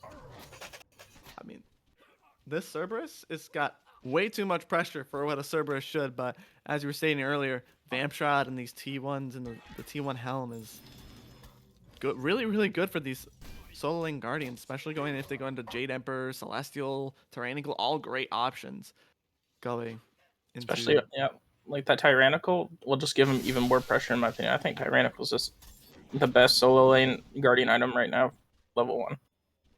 Well, first item, I should say. Just because you're wanting to fight, and it's going to scale off you and your minions. Yeah, it definitely is a very good item. Good for that pressure, good for giving the minions the more pressure to just win that wave harder. But you can't sleep on Jade Emperor Crown. Just being able to reduce by, I think it was like 15-20% phys damage. Catgirls are going to get a little bit aggressive there, but not quite get the Ymir. Cerbs ticking over to 5. Maybe he might look for something into this next engagement. I mean, Scotty's got ult, and that Medusa doesn't have beats, but instead, the Catgirl's going to go in on the Ymir. Just quite not enough damage on that new wall, though. And I don't even know if that new wall was ulting to kill him or save herself, as there was an engagement in mid, favoring the Cerbs. Looking a lot better than they did game 1 on this early game. But as I say that, top hat does fall to Chaos Knight. And this stared right into the Medusa's eyes. Yeah, maybe this Nemesis comes over and gets something out of that after that mid lane fight. I mean, she's coming up right up on them, but the Scotty gets a stun. That is her beads. Medusa does have dash, though, so I don't think there's going to be much here. I don't think Horus has used his 3 yet. Yeah, there it is. Kind of lackluster gank, but really good pick from the dual lane just to get that pick on the Ymir that they were trying so hard to get. And I'm very surprised to see this Nymph go into maybe what it looks like a Crusher of Brawler, or Brawlers, or a Crusher, Jotuns, instead of the Stone Cutting that brings that early game pressure with the Nymph so fast, in my opinion. I mean, I think, right, with Nem, right, you want to go, if you want a proper Nem, right, you've already got your attack speed on your Eye of the Jungle, and in Jotuns gives you 20% CDR. You take that CDR, all that power, and your 2 is hitting really hard, your 1 is hitting harder than it realistically should, because for some reason every single time Nem gets a buff, it's 2 or 1 damage. We don't ask why Hi-Rez does this, they just do. Gilgamesh coming and ganking his Achilles. Was that his beads again? Oh my goodness, his beads must have just come back up, because it felt like they've been down just like a minute ago. Fortunately, it does negate the Gilgamesh gank, but Nemesis might be lurking here. Gets drop kicked by a minion! Great pickup by Panda Barash on that Gilgamesh with Cerberus. Yeah, that drop kick was amazing. Just able to get the slow on that Cerb and then able to let Gilgamesh drop kick that Harpy straight into the face of that Nymph. Easy kill. That I feel for that Nemesis, but great play by the Gilgamesh. That's 2-2. I mean, the pressure isn't where you want it, and I mean, actually, technically, you're looking at the leads. The Catgirls are kind of getting close to a 1k gold lead just on base farm, and they weren't even the ones with first blood. How are you? Cerbs might have to look out and maybe work on their farming and look for these objectives a little bit earlier than necessary to make sure that gold lead doesn't just keep piling up on them. Yeah, 100%. Probably should be warding up Gold Fury, and probably look at to try to get Gold Fury around the 9-10 minute mark. Yeah, Because they have the really, shred for it too. yeah, what is it? Baba ult does a bajillion damage. Baba nuke, as I like to call her sometimes. On top of the Scotty, should do really, really well. And Nem being able to shred that power makes the tanks a little bit tinkier. Medusa is coming out, and Medusa Dash is going to get the kit, but then after you're talking about Calder blocking those autos, does get it. Gilgamesh going to secure it with the win for Shamash, though. I also want to throw out a neat interaction I just saw there that I didn't know happens. Medusa can ult Scotty's dog. Yeah. And it gets the stun off. Yeah. If I never the knew dog that. is looking at you, it will stun it, and the dog can't block as many autos when the dog is frozen. So Medusa getting pressured out by this Nemesis, but Gilgamesh kicking the Nemesis in the tower. Great play, but the Medusa not getting the message and walking into the Nemesis auto to finish her off.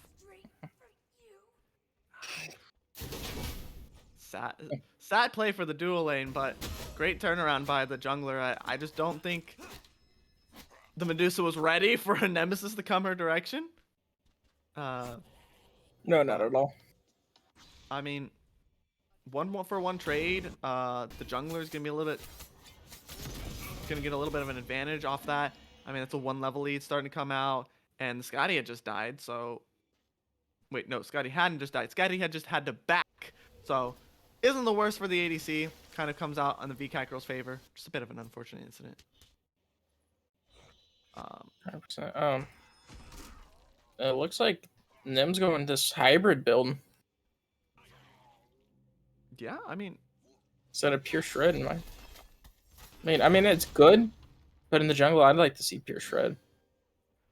I don't mind it, right? Nemesis wants to get in there, and you're stealing. You're not just shredding Crots with your ultimate. You're stealing him. Horus, man, you're gonna die. No, he doesn't die. Instead, gets peeled out by the Cerbs, who's gonna. Great play by JKT communicating with the support. And Horus wanting to look back in for a little bit more of an engagement. The Catgirls are not quite done yet. Baba Yaga coming down in the house, but Ymir is gonna die. He doesn't die. Okay, dies the new law. I was gonna be so sad for him. Great free engage though. I mean, the Catgirls, the Horus just getting out, the Cerberus holding him off. That's just a little bit longer. Ooh. And Horus would have died there if Top Hat actually hit the spikes. He missed the spikes. Really unfortunate. It was. I mean, you're Ymir, man. You gotta hit those abilities. They're not hard, but unfortunately, it does result in a 1-for-0 trade onto Ymir. Maybe not the most worthwhile. I mean, no one looks for an objective, but that is more gold in the pockets of the Catgirls, who, looking at it, what's that, 1,500 gold advantage? Most gold advantage we saw versus game 1 this early. Yeah, I mean, last game, what was it? There was even across the board for most of the game. And Gilgamesh trying to get aggressive on this Nemesis. Ymir with great wall. If he gets a freeze on this Gilgamesh, I think that's game over, but holds it. A little bit unsure of his range, I suppose, but it's a little unfortunate for the Cerbs that they couldn't just get a free pick there.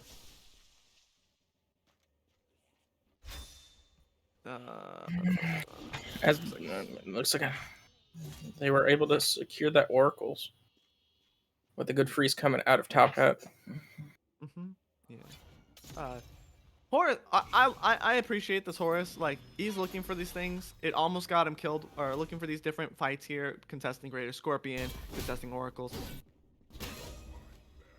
Almost dying even in the process, but like, one of these days, Ymir's gonna get a good freeze, and it's not gonna be just Ymir and Baba or Ymir and Nem. It's gonna be Ymir and the team, and Horus is gonna have to be a little bit careful with his positioning. Yeah. I think Cornball's doing it really well, trying to get these steals, and sometimes he's by himself. Yeah, he almost dies, but at least someone's there to get him out. Yeah. As fight over the Pyromancer, I mean, it could be a free fire giant if they do decide, but looks like the red team's just deciding that they don't really want to put up with they don't want to fight over a pyro. And Not just quite yet. Catgirls not feeling quite comfortable to do it without a pick. A little strange. Opting for the Greater Scorpion instead. I don't know. I haven't seen much of this Achilles. Like, I'm gonna be 100% honest. Like, Sphinx, first game, great showing on the Achilles. This game, kind of just lackluster. I mean, to be fair, what was it? JKT rotated out a lot earlier. Link from Nemesis isn't gonna land on the mark. Is gonna use her ultimate ability on the Medusa, and Medusa is just gonna die. That was a strange. I mean, if you're gonna die there, at least dish out some damage. She didn't even shoot an auto until she was like 2 HP. I'm less concerned about that, and more concerned about the fact that she beads and then decided to full commit in a situation where she was gonna die. If she, I don't know, man. I think if you just keep running, you outspeed her maybe, but I could be wrong. Maybe Nemesis does get a speed buff. On that great stun. And then when she ults, she gains movement speed towards the person she ults. So there's no way that she was outrunning. I feel like she just gets.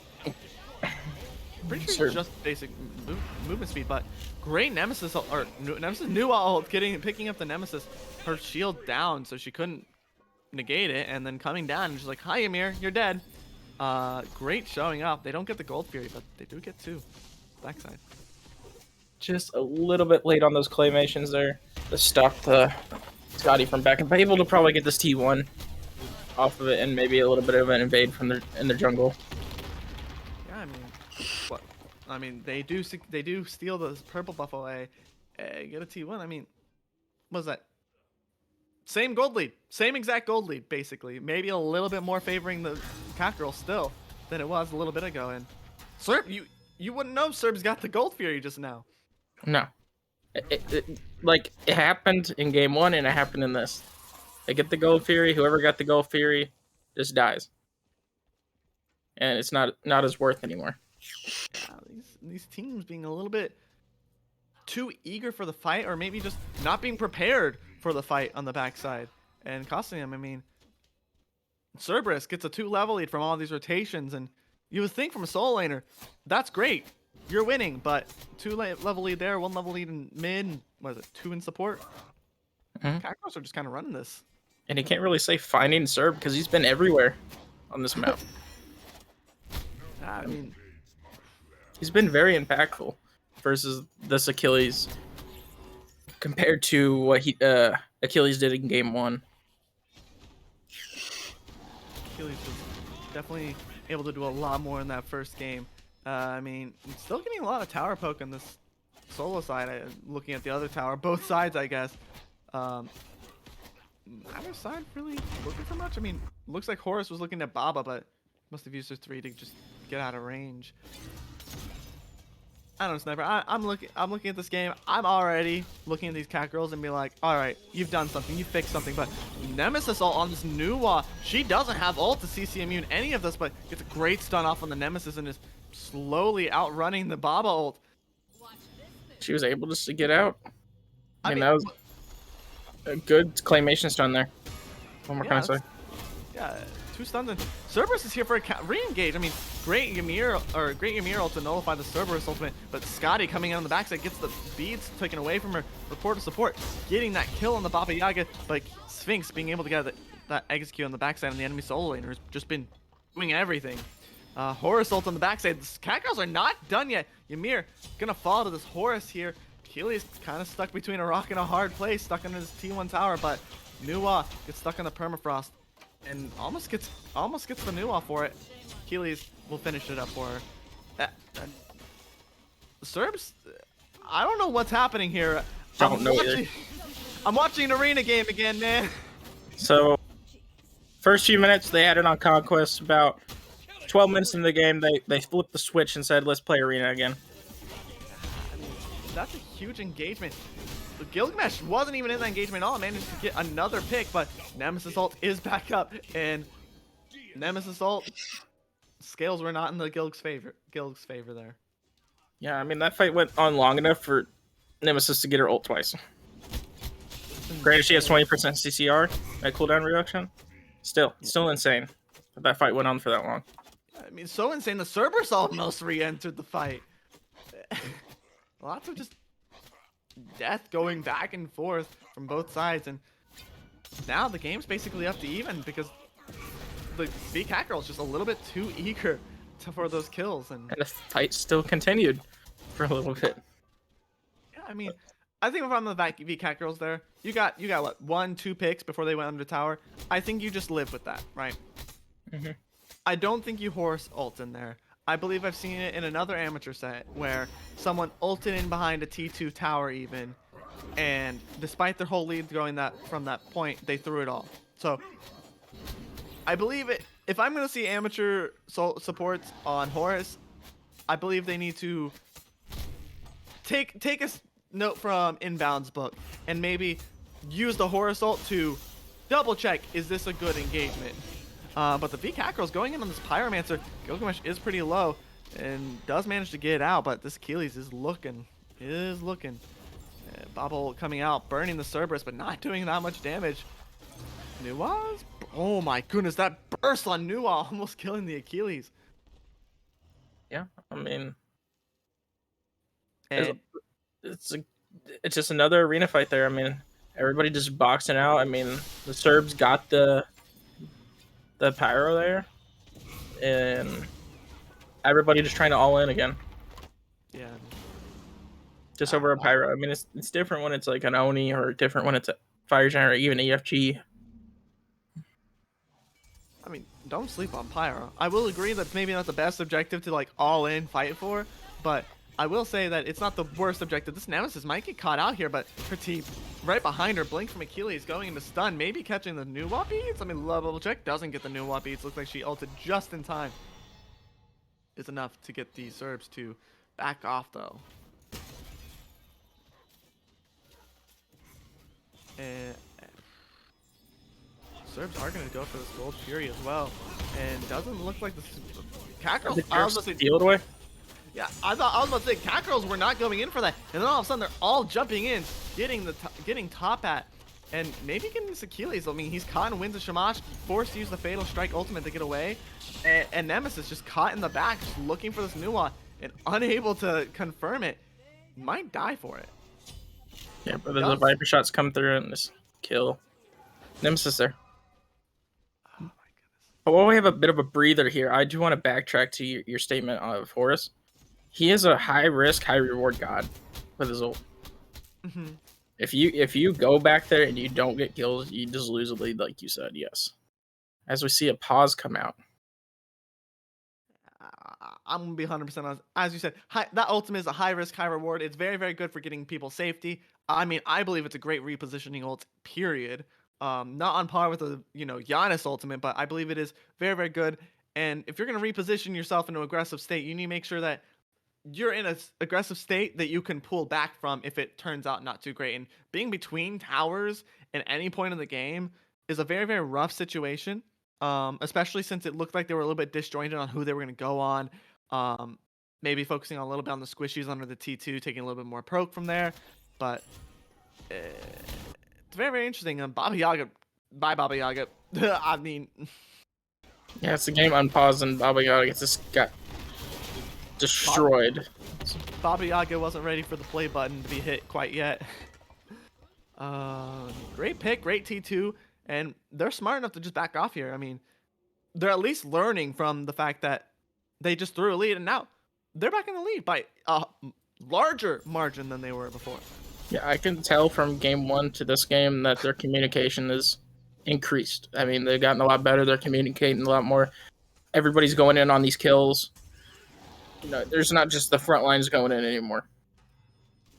Yeah, I mean, it definitely helps when a Horus TPs your whole team in. You can't not exist there, but you're 100% correct. The communication is definitely coming out here. Them deciding, hey, maybe we don't over aggress. And did I just watch a new ult? I just watched a new ult. I don't know if that was for vision or just being, classic Nuwa, but. And at this point, she has 3 pin items and then Chronos. She's just going to ult off cooldown at this point. Yeah, I mean, I don't mind it. It's not that bad of a cooldown. What is it, like 60 seconds? Cooldown. Yeah, I don't know, man. I see a Nuwa ultimate, and it does hurt a lot, especially as you get later in the game and get like 50% all your squishies. But like, that's also a go button. That's telling them, hey, she has to use beads. And we're looking here. If anyone's paying attention, Nuwa's beads and Aegis are down right now for another 20 seconds. If they go in like the next 20 seconds, get this Nuwa, there's nothing she can do. She can't immune it with her ultimate, and her beads are like coming up here in a little bit. So perfect time to engage, but doesn't look like the Cerbs are quite aware of that. No. As the beats and her relics all come up right now. So she's back into the safety seat, not having her ult. As her ult's up again. As her ultimate is back up. Oh my goodness, Chronos Pen being such an amazing relic for those gods who just want to ult a lot. Mm-hmm. I think the only other thing better is add Deso on top of that, which she does have. Yeah, and then at this point you can add a Staff of Mirrodin, and then the rest of your abilities also have a cooldown short. But I don't see it really worth on Nuwa compared to like maybe like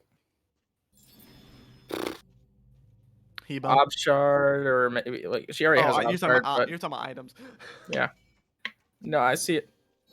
It's good on Giannis, but she can obviously go to Rod, or she can go into the book.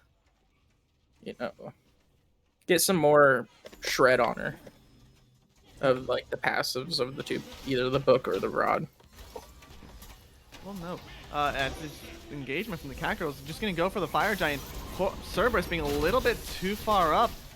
Achilles does get his Fatal Strike blocked off by another one, and maybe goes a little bit too deep, thinking he can finish off this low health Cerberus, but that is a tank. Gilgamesh almost dies for being a little bit aggressive, but almost kills two. Horus ulting in with the Medusa, trying to get the Scotty. Doesn't quite get her, gets the Aegis, but the knockup is good. Ymir might be in trouble here as the Cerberus is coming around, trying to go, but misses that paralyzing spit just the last second.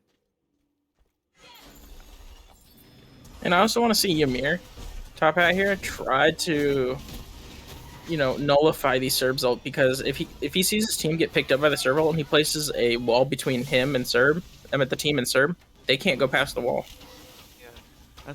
Nemesis can come in and pick up Panda Bear Ash, maybe looking to zone, but wasn't high enough HP. Nemesis might steal this away. That's a great freeze from Ymir, but isn't enough. But that is what, 3 kills? They just yanked, they yanked Fire Giant off 3 people off that encounter engage. Catgirls might have secured it, but I mean, it's not EFG. Sure, you've got Fire Giant in the best possible person can your ADC, but like, you just lost 3 people to the support jungle combo. Yep. I don't know if you sent the 2 lowest health targets of zone there. Maybe the Horus have the Cerb maybe tank a little bit, but at the same time, then the Cerb isn't quite able to do as much. But I don't know, man. Really weird. I think it went really well until, you know, Cerb just being so low and Horus wasn't able to heal him at the point in time, because Horus was just there tanking, wasn't able to heal up his Cerb. So it was just practically them got in there and able to just free cast. I will say though, great communication from the jungler and the support there on the Cerb side. Just Ymir, Nemesis was like, hey, we're gonna steal this Fire Giant. Ymir gets like a 2-3 man freeze, leaving this Nemesis the opportunity to steal. Isn't quite successful, but there is that communication. There was that chance. Just big brain play, I think, from the Cerbs there. Fortunately to execute, but they did pull out the 3 afterward. Looks like Horus might be looking around. Gilgamesh coming around the top side, looking for something on this duo side, but unfortunately it doesn't look like there's anything. Scotty is backing though. If they spot this out and stop it, unfortunately just a little bit too late. But no, this might be the go button for the Primal Fury here. I mean, yeah, you just watch the ADC back. And that's exactly what they're going to do. They see it, and Ymir is here. So is Baba Yaga, throwing down the fire. A lot better steal potential than a Nemesis, I think, but in Cerbs 2 steal, as everyone just ignored the Baba Yaga damage. No one stepped off. I think if you're the Catgirls there, you just back off, right? Well, they couldn't. Tap Hat froze PBA there, tanking the Fury the whole time. I mean, Especially that I think Ymir got his buff to where his freeze is on a shorter cooldown now. I'm pretty maybe. sure that buff went through. I know Ymir got a buff recently. I'm not sure remembering what it is exactly off the top of my head. It is the buff because it used to be cooldown 16 for all ranks. Now it's shorter at max. Fair enough. But Ymir, this Ymir play is doing really, really great. It's doing about as much work in my mind as the Athena did for the Catgirls last game. It is freezing down these targets for these big plays, like either saving or in these cases for the Ymir, just completely affording the rest of the team the chance to steal these objectives and maybe push back a little bit of fight and get a few extra ultimates. I mean, there was a free Gilgamesh ult, thinking that they were going to re-engage, and the Cerbs just backed off like, all right, we wanted. We're out. At least it looks like they switched it back to Conquest, thank God. Yeah, both teams taking this a little bit slower. I mean, 30 minutes on game, we're only that's 28 kills? A lot 50 less than last game? Compared to the first one. It's interesting to see, though. As these fights are getting into the 5v5s, I mean, Fire Giants coming down off the belts of everyone here in, 20 seconds, I think. The Catgirls haven't really gotten any value. I think they went for that Gold Fury with their Fire Giant, and it really cost them. Especially not getting it, and hopefully this next Fire Giant, the Cerbs are able to contest a little bit better. Maybe not lose that fight beforehand, and the Catgirls maybe. Sorry, I was just saying, or maybe just have better, pressure from the front lines when JKT isn't so low. More zoning. Yeah, I mean, it's not even just the JKT. JKT was low, right? But so was Gilgamesh, and Gilgamesh got one tap for zoning. It's like, oh, cool, you're zoning. Let me just walk at you. I hit you with what? Nem all I had to do was what? Hit an auto, her 2. I'm not too sure, but maybe let your tanks reset for a second, because death timers are getting a little bit longer here, around 30 to 40 seconds going in this 30-minute mark. Maybe wait for them to come back. I mean, it's not hard to just reset, walk back. It does take a little bit more time. It's a little bit riskier, but then you have JKT and Panda Bear Ash there to zone and even have extra abilities and extra items even. As we're going to this fight, Cerberus is going to get caught out by the Achilles stun and then a Ymir stun, but takes no damage. Achilles goes in the back line. Nemesis ult on the Nuwa, trying to punish her for using that ultimate earlier, and unfortunately just gets no value out of it, almost dying in the meantime. Cerberus taking a little bit more damage, gets executed by the Fatal Strike. Not quite enough damage on the Achilles as Gilgamesh in the back line picks up Donlin and 1v2ing the mid laner and jungler here, and almost gets the jungler. And isn't quite, doesn't hit the Baba Yaga in the wall, and I think this is where Sphinx has to say goodbye. Caught in between 3 people. Ooh, that new ult was a second earlier. I think Nemesis dies there as well, or is off with even closer health bar. Great engage from the Catgirls though. 100%, and it looks like they're just gonna go for this T2. Pretty safe losing JKT. Instead of going straight for the fire. Forces the other team to not have any more safety points on that right side of the map. So if they do end up winning, Catgirls winning the Fire Giant fight, they can push him down and run him down. Yeah, I mean, and the Catgirls going right back to the Fire Giant. I mean, Ymir walks in, doesn't have the same backup, but no one's doing damage to him. They're all focusing on this Fire Giant. That's a TP in from JKT coming in the mid lane, possibly going to turn this fight for more. Cerbolt is up right. I just want to say, coming up here soon. Baba's 2 stole Fire Giant. Wait, stole EFG. Baba's potion stole Fire Giant. I wasn't even paying attention. I'm 100% honest. I didn't even pay attention. That is huge for these Cerbs. That engagement could have gone so horribly wrong if they didn't have fire. If the Catgirls had Fire Giant instead, extra power, extra defense, extra healing. And they just back off, which was good. Instead of just fighting, they just backed off. They got what they wanted. The only person not having it was Sphinx because he was dead at the time. It was good. I mean, Baba threw her potion over the wall, stole the Fire Giant. Screw Fire Giant. She stole EFG. That's, oh boy, that's gonna feel bad for the Catgirls going into this next couple fights. I mean, that I'm gonna be 100% honest. If they get that EFG, they could have ended. 100%. Like, EFG is so hard to defend with. That left side T2 doesn't matter. Like, if you step up to defend that, you lose. You're inting your game. Like, there is no coming back from that. Being able to steal that from these Catgirls who are in the front driver's seat here with like a 2K lead now, or what is that? 1,500 gold lead. Correction. Being able to stunt their push, it's huge, and now they can push as they are on the solo side. But the Catgirls are gonna just opt for this Gold Fury, maybe push that gold lead a little bit further, get those items to kind of. Unfortunately for them, it wasn't an Oni. If it was an Oni, that could have probably been a little bit more worth because that left lane's pushed up pretty high. Yeah, I mean, an Oni wave would have definitely forced them to have to go back and defend, and send someone to defend, not be able to siege, but unfortunately, it was a primal, and to my knowledge, I don't even know what a primal does because I don't think it's as relevant as a gold or a Oni. Okay, so I'm gonna say this right. Least useful gold fury is the yellow one, right? Gives more gold than all the other ones, but primal, that helps you with these fire giant fights. And if next fight these Catgirls are able to shred it just a few seconds sooner, Bobup's not gonna be able to steal out the potion. That would have been done before that potion landed. If they'd had that primal fury, but good. So good pickup on the Catgirls. Maybe being wary of just trying to get that extra gold as well as maybe getting that extra objective shred. They're also just poking out Ymir. I mean, what is that, 60 HP? It is EFG, though, on him, so it won't be last much longer. But Cerbs blinking in from behind, gets a great ultimate. Burns like 3 beads. Force ult coming in, giving the shield to JKT. Be More Chaos does get a pick on the backside, but Donlin does fall for it. And we're going in this fight. Horus being able to just go in, and Achilles on this Medusa, though. Does get her beads, maybe a little bit just for free. And the Catgirls are just pushing this. I mean, that's a great stun, and Achilles does die for it.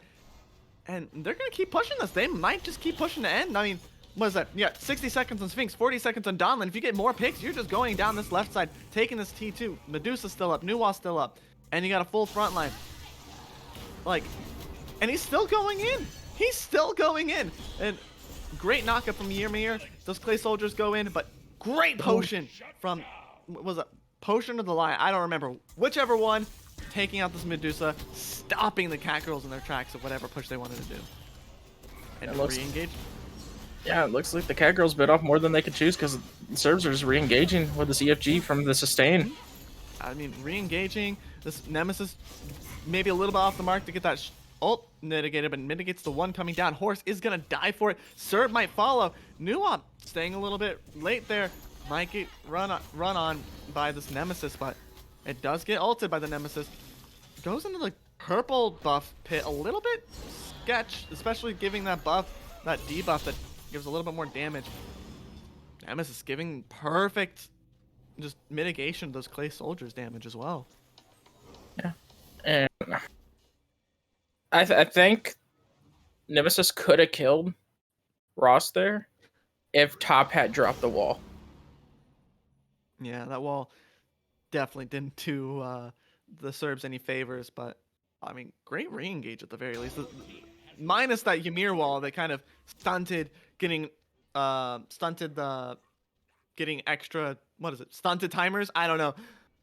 It was a great re-engage by the Cerbs. I mean, they just fully lost that fight at Phoenix and then just go back and push back and take out 2. Might see a solo kill here, but it looks like 2 others are following up for it to try to kill this Nemesis. Oh no, Nemesis just a little bit too far up. Unfortunately, Nemesis did so much work that last fight, but and got the T2. And EFG's right back up. And it's looking like Achilles is starting up as Donlin's coming up, trying to go shred this. Both carries, and none of the Catgirls there, just JKT there, 1 versus 4. He's tanky, but I don't think he's stopped them from taking the fire giant tanky as the rest of the Catgirls are coming up. Gilgamesh coming up with this ultimate ability.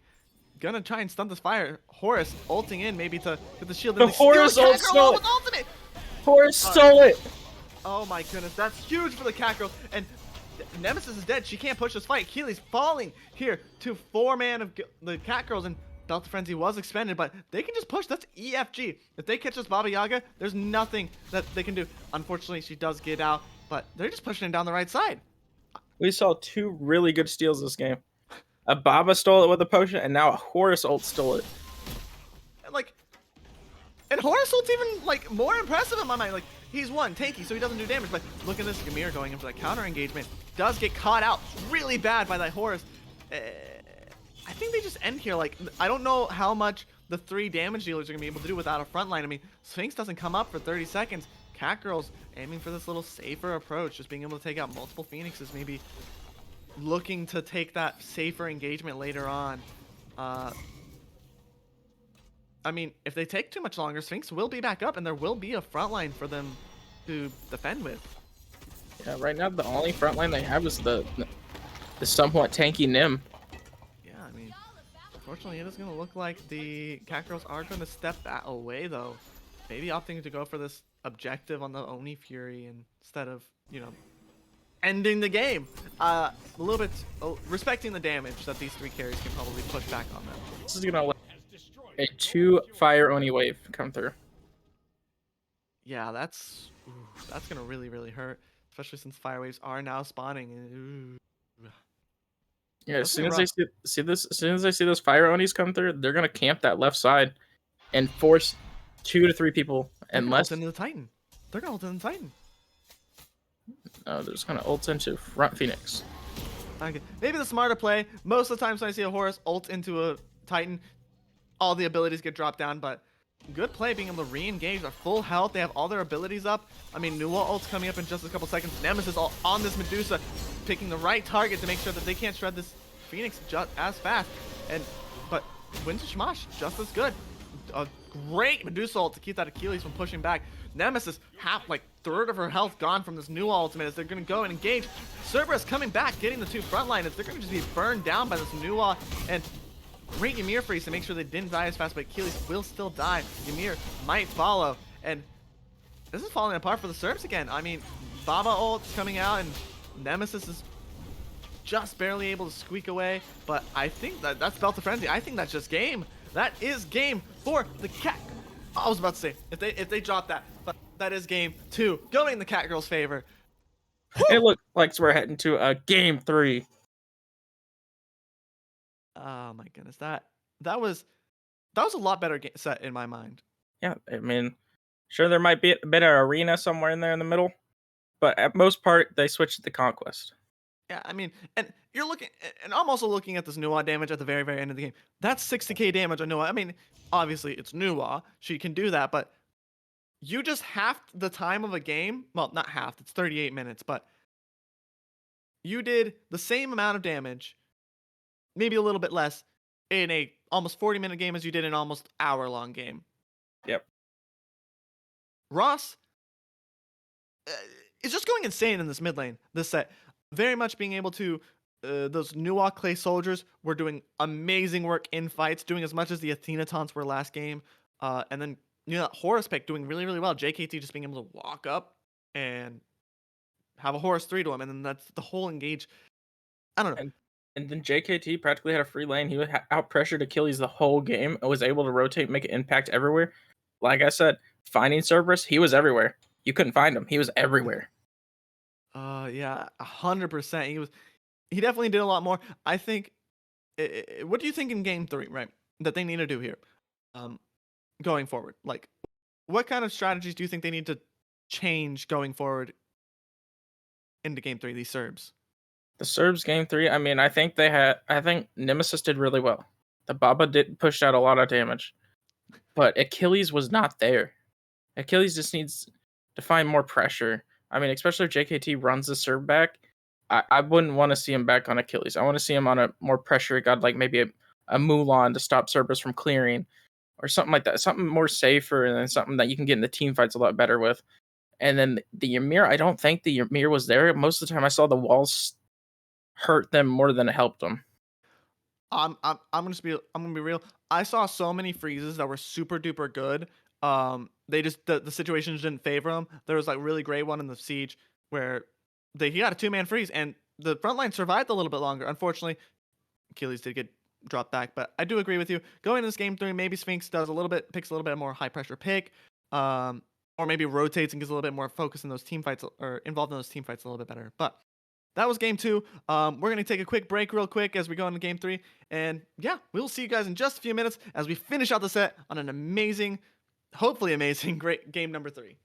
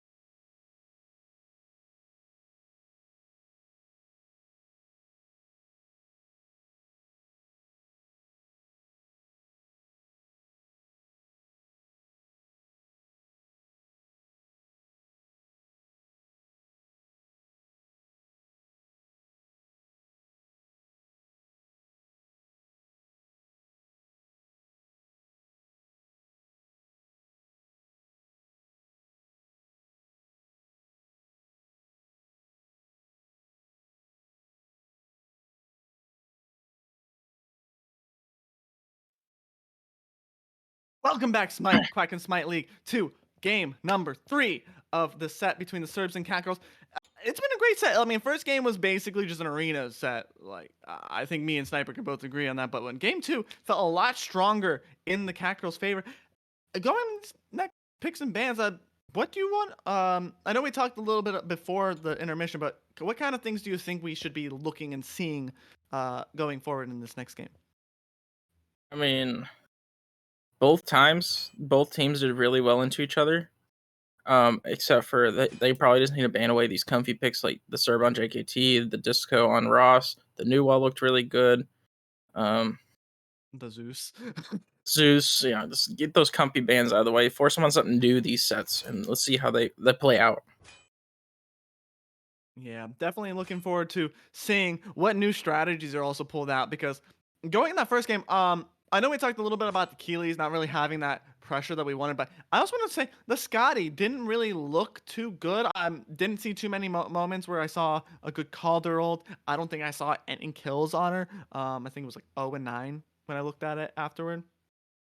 But hopefully I can get something a little bit more active or a little bit safer on this Donlin for this ADC pick. I don't know, something to look at as Again, prioritizes Gilgamesh from both teams all 3 games.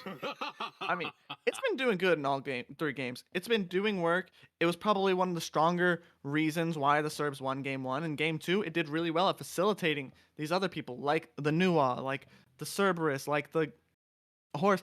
Did a really, really good job. I am a little bit surprised though. Like the Cerbs lost last game and they're opting for second pick, and maybe they're not as scared about this Gilgamesh, or maybe they were hoping something else would be top picked. I'm a little bit confused, but hopefully we'll see what. Because there's a lot open. There's Persephone open. Yeah, there's Persephone. There's Thoth. Thoth is still open, and they're going for a top pick.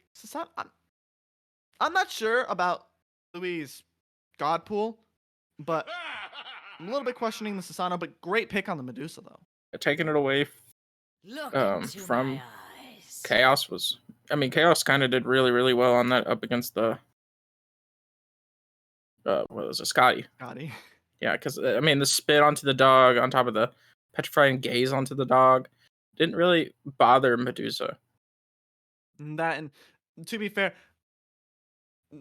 Chaos tonight had a really, really quiet performance on the Medusa. That it was quiet because everyone else was doing so much. The Medusa was pumping out the damage, was getting those really good spit, really getting really good Viper shots, and there was a couple great lacerates even. And on top of that, the Petrify, just nullifying the dog's ability to do anything. Big Ed Especially again, another reason. Scotty ults, and he just petrify the dog. The ult timer's gonna run out. I don't know.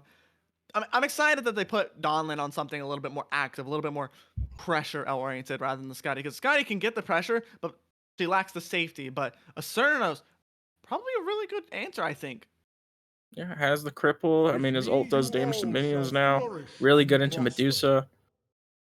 I mean, has a really good dash, and then, I mean, Ross going back to the new one. Not much to say there. That new wall popped off. I'm gonna be 100% real. The ults are a little bit weird, but doing just Nuwa doing Nuwa things, but the Cernos, but definitely nothing to complain about the Nuwa. Cernos, I do say the cripple, really good thing, and I don't know. I think it's just probably one of the few matchups that isn't a high pressure god that does well into this Medusa. Yeah, because he's able to play safe. He could bring the pressure to Medusa when he gets to the point where he can. There's a lot that Kurnos can do. Mm-hmm. As we're seeing, wind it down with a Sung Wukong. I mean, it's safe. Yeah. Maybe. Go ahead. Maybe I don't know what he's looking for. Like Wukong, I love Wukong. I'm gonna be 100% honest. He does have great initiation and has really great safety, and maybe that's what they're looking for because that Achilles, you had to combat dodge either in or out, and it was really, really difficult to do both. Wukong will allow you to be able to get out safe and especially clear those waves pretty quickly. At least a lot quicker than Achilles did into a Cerberus. So I think it's a good pick for clear.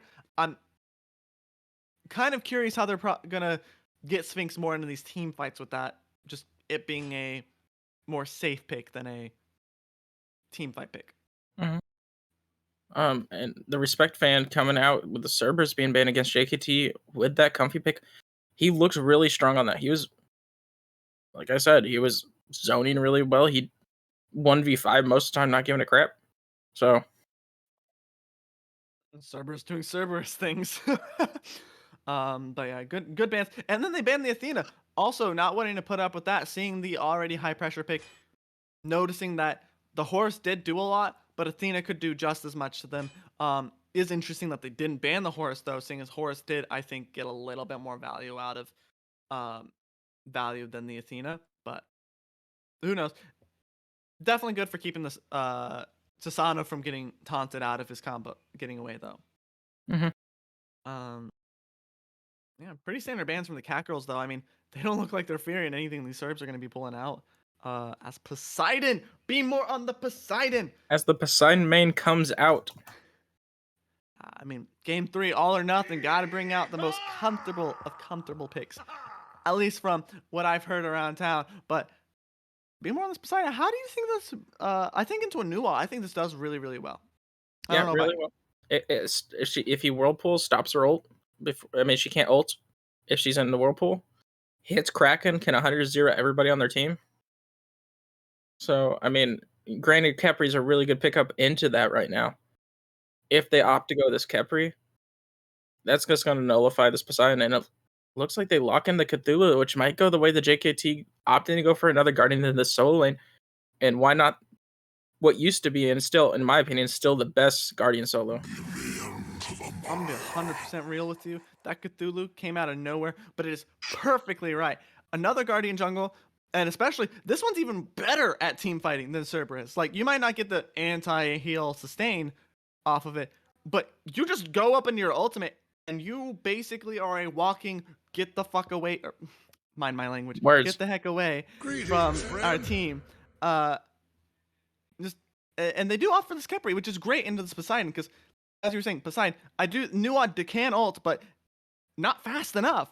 And this Poseidon's going to Kraken her, and this Kepri is gonna be huge for saving that. But And then he's Achilles. Achilles with the double counter into Kepri Cthulhu. And it looks like Top Hat's taking that Achilles, maybe. I mean, we said it earlier, right? Achilles support can work. So I guess they're now testing our theory, or I don't know, but great pickup. I mean, it's a really, really weird support. I'm gonna be 100% honest. Maybe not the highest pressure, but the execute should get a lot of value going to the Kepri and Cthulhu. Cthulhu goes when his ult gets to about 30% HP. You don't have to worry about the rest of the HP because he is incredibly tanky in that ultimate. And then you guarantee kills on Nuwa. Did do a lot in the last set. Yeah, but finally seeing Sphinx on something new here other than the Achilles. Yeah, Hopefully trying to make it work. I mean, here's the hope, and it works a little bit more. I think it in lane it should be fine, right? Cthulhu has a bit slower clear than the Wukong, especially if you go like Bluestone Soul Eater. You don't have to worry as much about this Cthulhu in terms of damage early. Doesn't really have the greatest damage in that 1v1 fight, or at least doesn't have the cooldowns to compensate. But I am seeing Cthulhu with TP, and if JKT is going along the same things, I didn't pay attention to it last game, but if he goes on the same route that he went the first game on that Nike, that's a Cthulhu running around now, being able to pop up anywhere. 100%. I mean, he even had the TP on the Cerb, was able to do a lot. Yeah, you're right. He TP'd back into that Fire Giant fight. So, and Sphinx going into this beads, it's a lot safer, yes, and almost a requirement going into a Gilgamesh with a full damage start. But isn't gonna have that same rotational power. And I don't know about you, but TP feels really, really bad as a second relic, so I don't think we're gonna be seeing it out of him. If anything, it's probably going to be a blink. Yeah, which is probably the best thing. You blink, Tiger Stun, really great combo. But yeah, This Achilles support though, in lane, I think. How do you think this is gonna go in lane? I think high pressure when I think Achilles. Yeah, it's going to be really high pressure.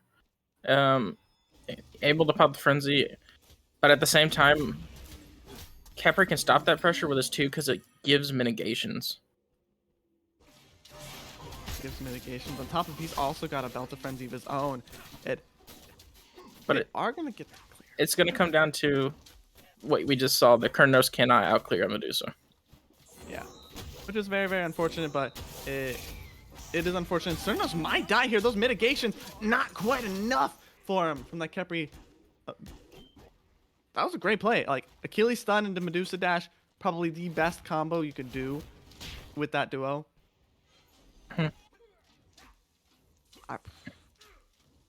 Showing how Medusa is such a good pick. And Kepri's just going to walk back in. Almost gets got by it again, but fortunately has his abduct ability to get out.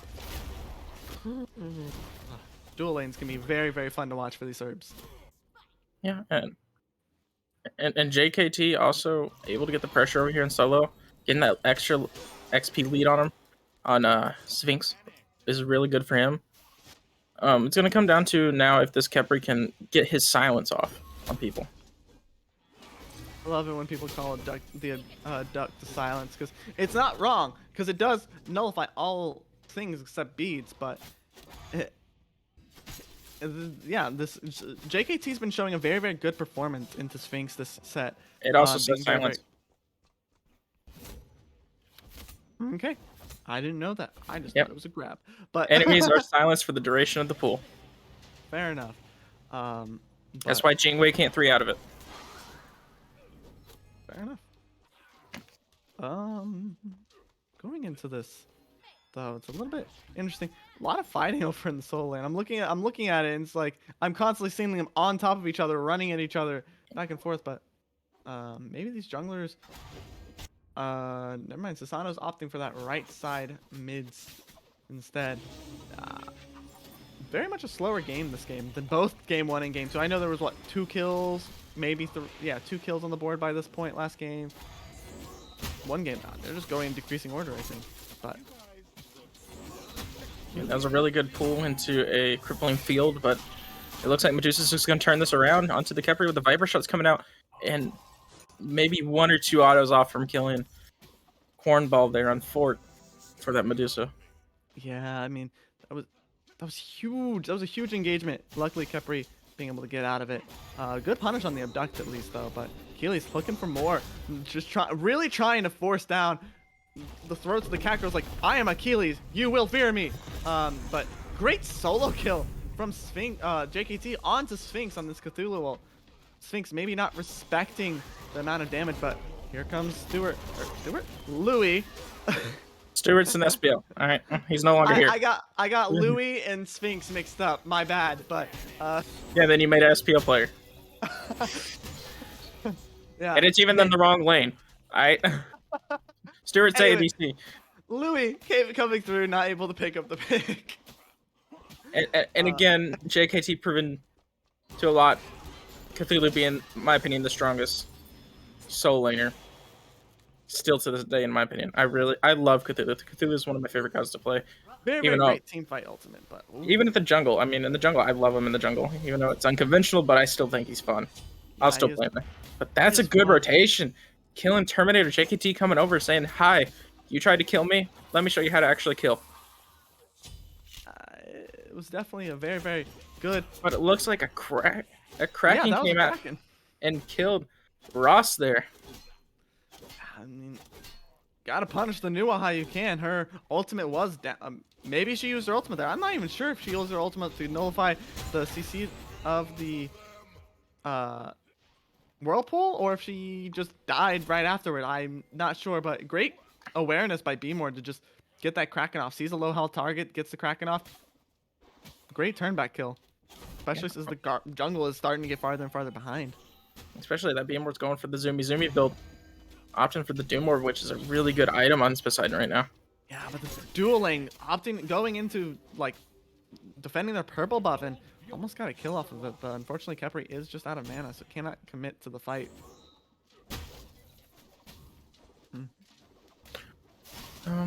as everybody's just going back to farming at this point. I mean, had a little skirmishes there, here and there. I mean, it's practically even at this point. Not so much. It's about 700, yeah, 600k, 600 gold down to 600k. Man, that'd be a nutty game. Oh, that would be probably the worst game. It'd be like a 2-hour game, and like one side's just basically playing for kills, but the other side's no, we can win this. Oh, Yeah, it's like practically like 80-0. Oh, that would. I'm gonna be 100% real. I don't think I would have the mental after a game like that. And that was your game one. Oh no. That'd be terrible. Yeah, that would be the worst thing. But Louis coming over, getting a kill on the Cernos, being a little bit too aggressive, not enough escape to get away from Sasana Medusa, but Medusa is out of mana as jungler and support are coming up behind her. Ross, that's another Kraken, another kill. But another Kraken. But they are going to trade for this Medusa. Make sure this Medusa can't get too much of a lead over Cernos. Ross not looking like he's having a good time compared to his second game on the new wall. Oh, but Wukong being forced into ultimate by Cthulhu. I mean, Cthulhu's ultimate, if they can get a good jungle solo lead, as they have been with these V Catgirls, they might be able to stalemate this dual lane lead that is slowly coming out of the Cerbs. But on the other hand, the Cerbs can do really well in getting everything. But looks like the Catgirls are going for a flower invade, and was able to get it and get out with their lives.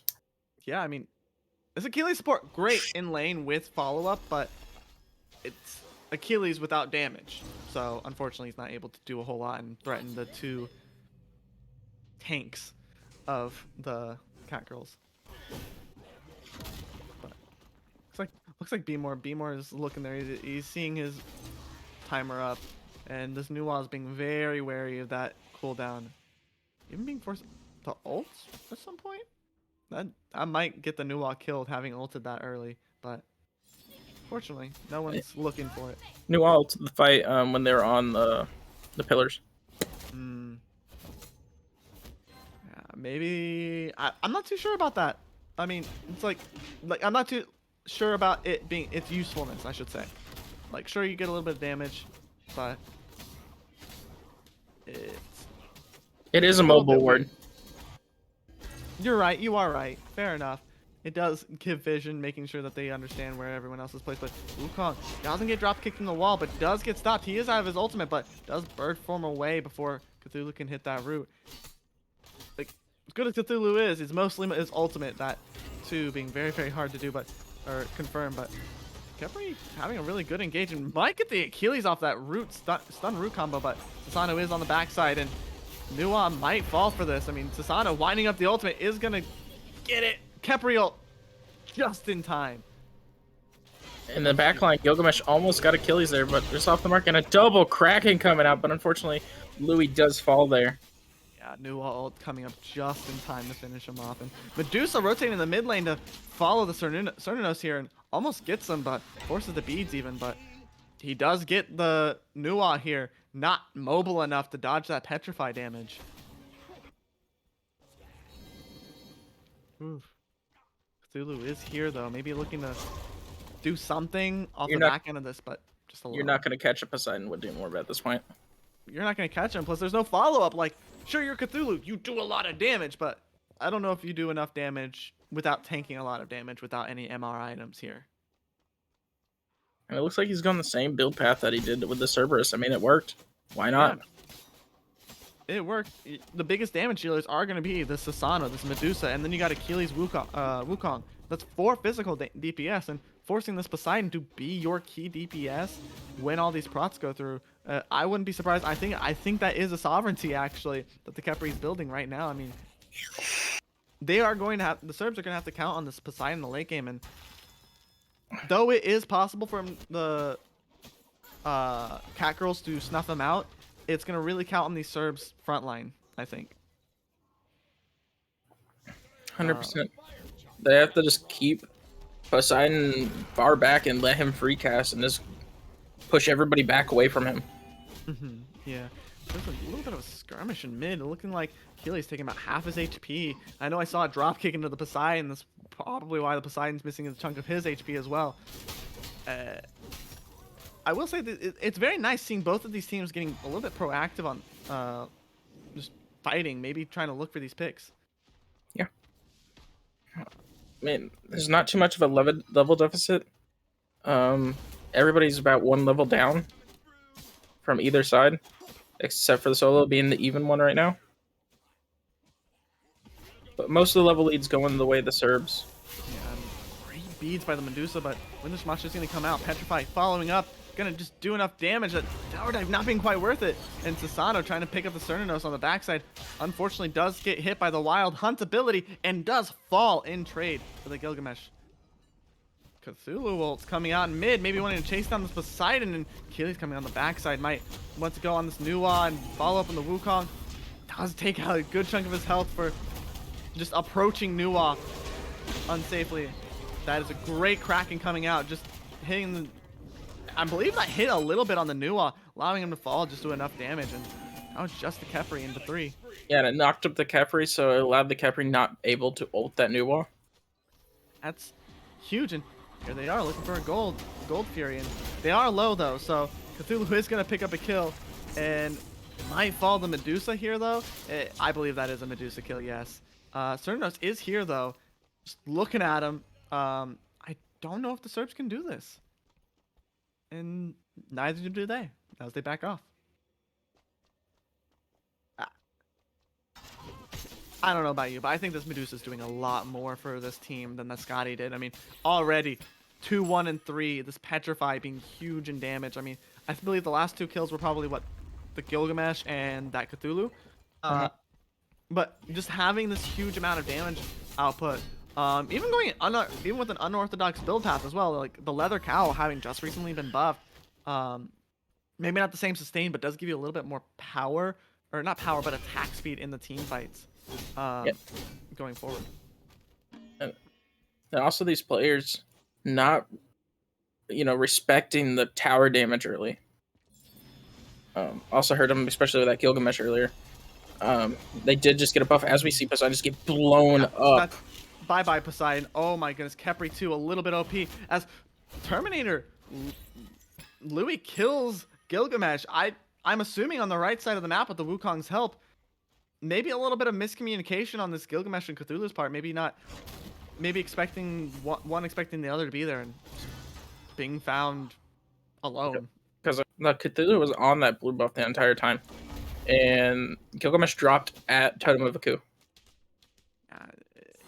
Definitely, maybe a little bit of greedy positioning there. In the mid lane, they are engaging on this Kefri as Cthulhu has rotated in. The Susano getting low. Susano might die to this. Was gonna die to Nual, but dies to Cthulhu instead. And Wukong maybe being a little bit squishier, only having the Genjis running in on the Nuwa and getting a solo kill. You can't be taking the 1v1s anymore. This is Medusa to get in that lead, but they are gonna. Wukong is being forced into his ultimate Gilgamesh, going under tower again, not respecting these carries under these towers. Panda Bear Ash cannot keep diving these towers and not expecting to get something out of it. Especially while they have ult. Yeah, and you're 1v3 and under that tower. Your tower's just recently got a buff for early game to do a lot more damage, so people can't dive towers as easily. And what do you expect to do with the build you're currently on with any defensive items and no follow-up? Yeah, I was looking at it earlier, and there was a T1 physical defense item. I was a little excited because I'm gonna be 100% honest. I believe Gilgamesh as a jungler is better as a setup god. He does do a lot of damage, but you can do that with a hybrid build. And I was excited because I saw a T1 breastplate earlier. But as you said, just Panda Bear Ash not opting in for this full damage build is not gonna get as much done in these when they can't tank towers. Ooh, rough game.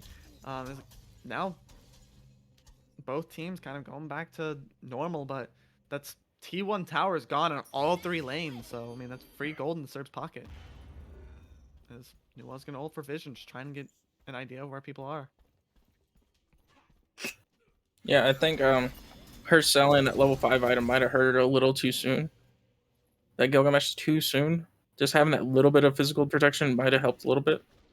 and just Yeah. held on to it a little bit longer and then sell it later when you actually need it. But Gilgamesh getting a great win to Shamash, jumping over the corner, picking the Poseidon. Does get the Kraken off, doing enough damage, and Sana will to follow up. Make sure that Gilgamesh can't do as much. Nuwa getting Kepri ult here, and Cthulhu rotating on in. Wukong's looking for this kill. Might get it with the Bluestone proc, does get it with the Ox form.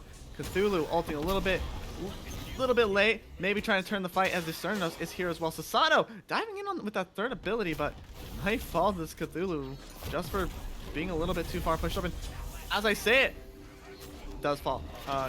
Beads out of Medusa, probably from the root there, and managing to keep this Kepri in check as this Kepri is dodging and juking, and not enough though, does fall to the Medusa in the end. And the Cernos is going to fall to this Wukong as well. Oh, great fear out of the Cthulhu, having those stacks, man. That's huge. That is huge for the V Catgirls not to lose it, but probably even bigger for the Cerbs as they go toward this Gold Fury. And she's going. It looks like Gilgamesh is going into a Frostbound, which is very interesting. Granted, you're not ahead. As the Catgirls. Catgirls steal. So, this is a set of steals, man. Exactly. But yeah, I mean, if it's a Frostbound, I'll be a bit disappointed, especially as I was about to say, Runeforged is on the same tree as Frostbound Hammer is as of the 9.0 update. As the Cerbs there, how do you? I don't know. Like, I understand you're low. You might want to focus all your damage on the Gold Fury, but you can't just let Panda Bear Ash just jump in. Panda Bear Ash maybe not having the strongest of performances on this Gilgamesh, going 2 and 5, with only 2 assists. But on the other side, Louis also 2, 5, and 2. They can't just.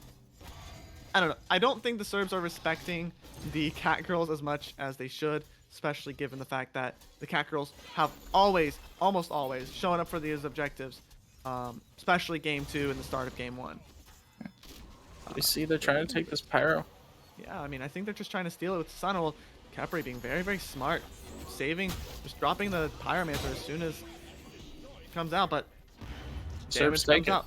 I think that came out with like Achilles combat dodge auto follow-up, but I don't know. Cthulhu ulting in this fight, looking at the Poseidon now, maybe stepping up a little bit too far, but no one else is here except the Gilgamesh, who does get the pick, but unfortunately for the Catgirls, the Poseidon was going to get his ult off. Cthulhu does get saved by the Kepri. Don't know if they were aiming for the Kepri or the Gilgamesh, especially since Gilgamesh did have ultimate. I think this might be the end for Cthulhu, but dashes away. Wild Hunt coming out huge, getting 2 in that, and forcing Wukong into his ultimate. Achilles still wanting more. Wukong taking a lot of damage as he goes into this fight, but Belt of Frenzy popped for the V Catgirls, wanting to re-engage. Chaos Tonight picking up Top Hat, and Medusa left, getting caught by these clay soldiers. Aegis comes out, but not gonna save you here, Medusa. Donlin, Viper Spit, just not enough to take out this Cthulhu. I want to shout out there. JKT was so low that he was grayed out. Viper Shot almost took him out. I mean, great play from the tanks on this, like not even just the tanks, the mid lane, the ADC, just having this awareness of where these fights are, and like these wild hunts are having huge impacts, catching 2, 3 people, or even peeling off the jungler sometimes on the backline. I mean, I believe this is the front line doing an amazing job, but I think just as much the backline of the V Catgirls doing just as much to peel and set up. I also want to point out, Achilles, Top Hat on this Achilles, opted to go Sunder. And Sundering Blast to the... I'm gonna be honest, right? I don't mind Sunder. You go into that Sundering Siphon, it feels good. It may be not as good as, another relic, but Sundering Blast, like, you get a weaker Sunder, but an AoE. And so far from what I've noticed, unless you're in the backline, like, a solo laner, that Sundering Blast isn't going to get as much value, because JKT and Panda Bear Ash aren't grouping as well, or as much as the backline is. And frankly, if your support and solo are diving, there's no peel for your backline, which we have seen this Poseidon get focused out in both these fights, having 0 peel from either side. Mm-hmm. I think that's the Cerbs win con at this point because a lot of physical defenses are coming out from the side of the Catgirls, And except Catgirls for the doing 2 Genjis.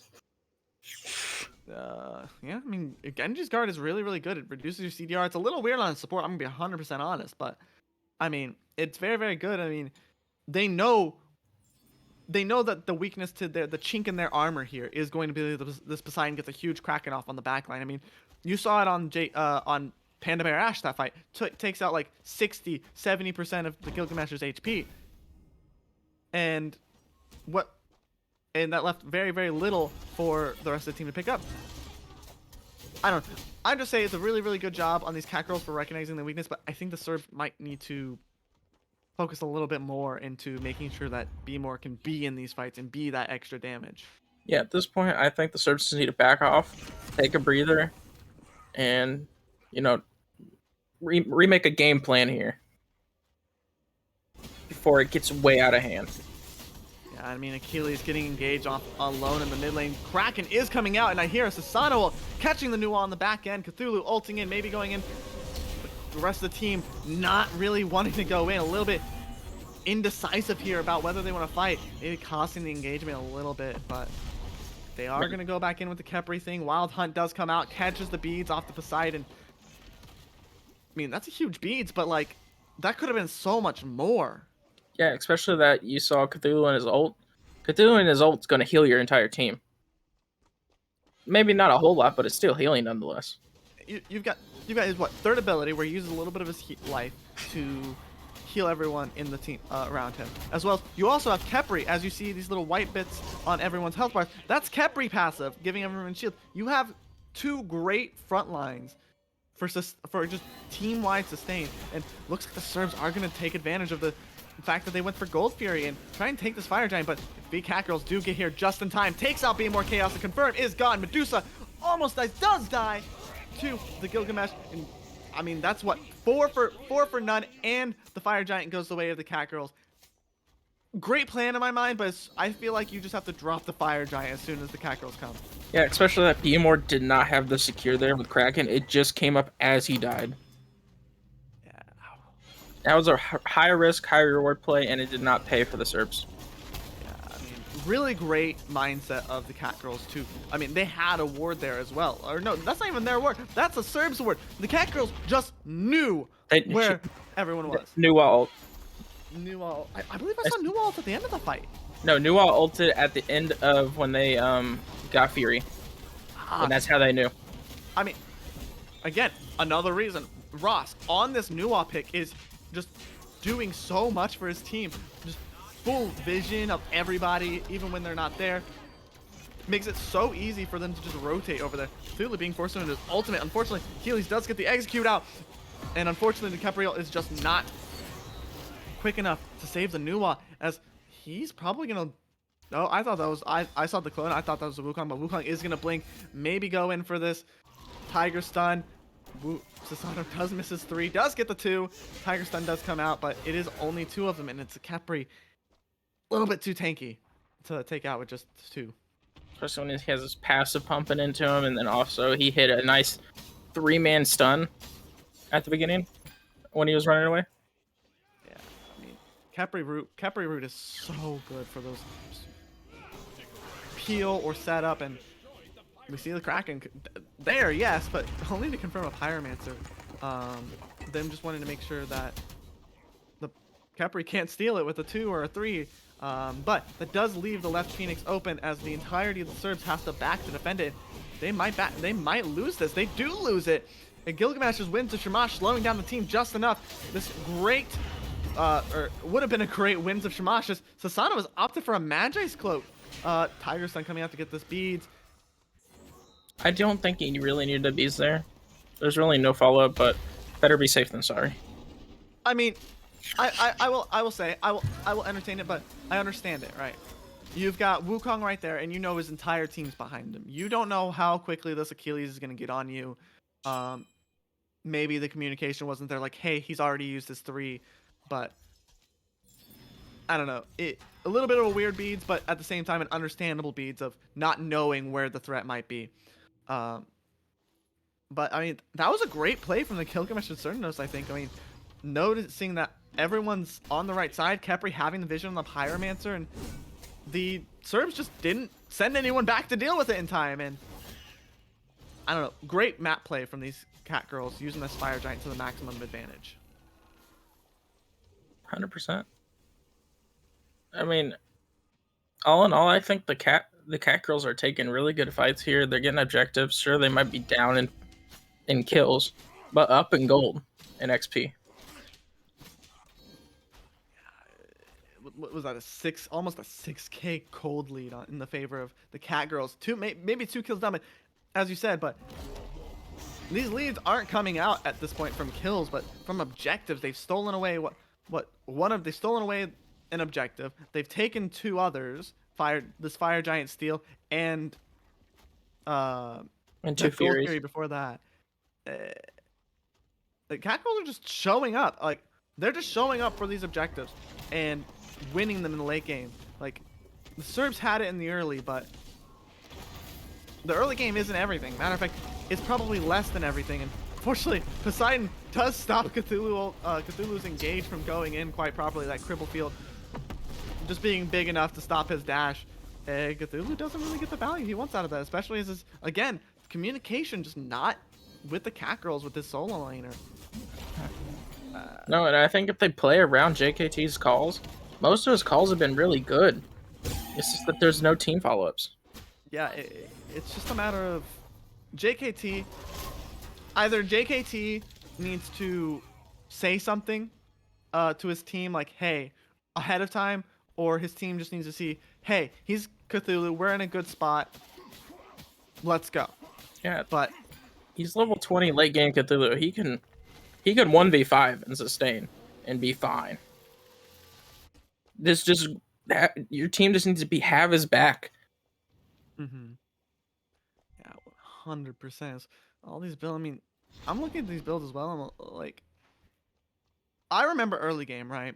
Cernanos, right, was getting railed. He's getting railed. Railed early. It shows in the stat line 2, 3, and 5 Cernanos, 6, 3, and 6 Medusa. The Cernanos has a whole item up. An entire item up. It's because they're just farming way better, and on top of that, Cernanos has had really good wild hunts. The turn fights. Yeah, these wild hunts have been amazing. As we're going into another fight, Fire Giant having just spawned recently. Both sides already here. Susano not having the damage to outtrade the Gilgamesh. I mean, you're not Gilgamesh, and you're not, Nemesis into this Gilgamesh. You are going to probably lose that trade this time around. Full 5v5. Catgirls taking an aggressive position, just making sure to find a pick before they can fully commit to this Fire Giant. Yeah. I mean, plus they're stopping them back, and that left bird's going down due to fire minions. I mean, yeah, and you got Susano having back to deal with it. Now they're taking that as their go button to go on this Fire Giant. Khepri tanking Cthulhu and Gilgamesh both going in. Gilgamesh maybe having a decent amount of health and a little bit of prots at this point. Maybe being able to tank a little bit more, but is going to get executed by this Achilles. Being a little bit unfortunate, Cthulhu does force the Medusa's Aegis, and all he has to do is 3 and he gets a double kill, but unfortunately doesn't see the Poseidon on the other side just low enough, and Khepri res is coming out. Cthulhu going back into the fight, but Cerbs being wise, not wanting to pop that Khepri ult and give the Cthulhu another chance. Cernos, though, turning around the damage here. Nuwag just around the corner, maybe looking to set up. Wild Hunt off the mark. Achilles might be in a little bit of trouble. Susano ult is going to blink in. Gonna catch the Nuwag's beats and Aegis. Nuwag is going to die here to the Wukong, but the Susano on the flip side going to die to JKT as Wukong is about to get caught out. Just misses out on the objective. Beads saves the Wukong there. And now we're going to a Phoenix Siege. I mean, 60% HP, 2 people. This Medusa can't really do much. Gilgamesh falling to the Susano, to a great Khepri abduct. And Medusa dashing a little bit too forward in. Ooh, that could have ended poorly for the Medusa there, as Catgirls might be looking for a Titan Siege, but instead decide mid lane Phoenix is good enough. Yeah, might as well get it. You got both your front lines full fully health practically, except for this Kepri just getting destroyed by Viper shot. I mean, like, it was great of Kepri to zone there, but that could have been really risky, especially if Wukong comes in with like a Tiger Stun or Poseidon has Kraken up. He could have definitely taken that. For the first time in the set, all 3 birds have fallen. Yeah, I mean, we've seen it pretty close all set. I mean, last game, the V Catgirls almost got the left and right Phoenixes down in the end, but I mean, this is looking like a dominant set for dominant game for the Catgirls, and just maybe being a little bit hesitant and scared to end the game. I think they're just planning to get this EFG and then just end the game. All right, EFG comes up in 3 minutes. Yeah. I mean, EFG is a huge power play. I mean, it's going to have a lot more. It's going to have all the great things of Fire Giant, plus more. You shred, like, you just pierce the tower protections with or without minions. And the Cerbs are going to have to play around that. I mean, their win con could end up being stealing an EFG from the V Catgirls and turning this game on its head.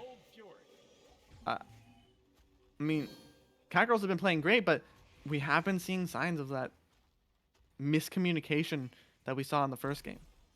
Mm-hmm. Here comes up the duo to see where everybody is. Stops the Sun moves back for the time being, but not going to hinder it. Yeah, I mean, Medusa's backing a reset as the whole team's coming down this left lane. Maybe looking to just fight here or take the bird. I mean, good play either way. You get the pick, you get enough picks, and that's game. And if not, I mean, that bird's gonna be too low, and Cthulhu does come out. Dropkick does push the Achilles to safety, but this Cthulhu is just running at the enemy team, but so is Sasano, managing to almost catch Nua on the backside of there, but has to get it out. Does get Kepri ult though. Great Kraken from Be More Chaos. Catches Chaos tonight. There's their objective shred, and now Cthulhu might be in trouble as 3, 4, 5 are on him. Gilgamesh taking that fatal strike, but dies in the process afterward.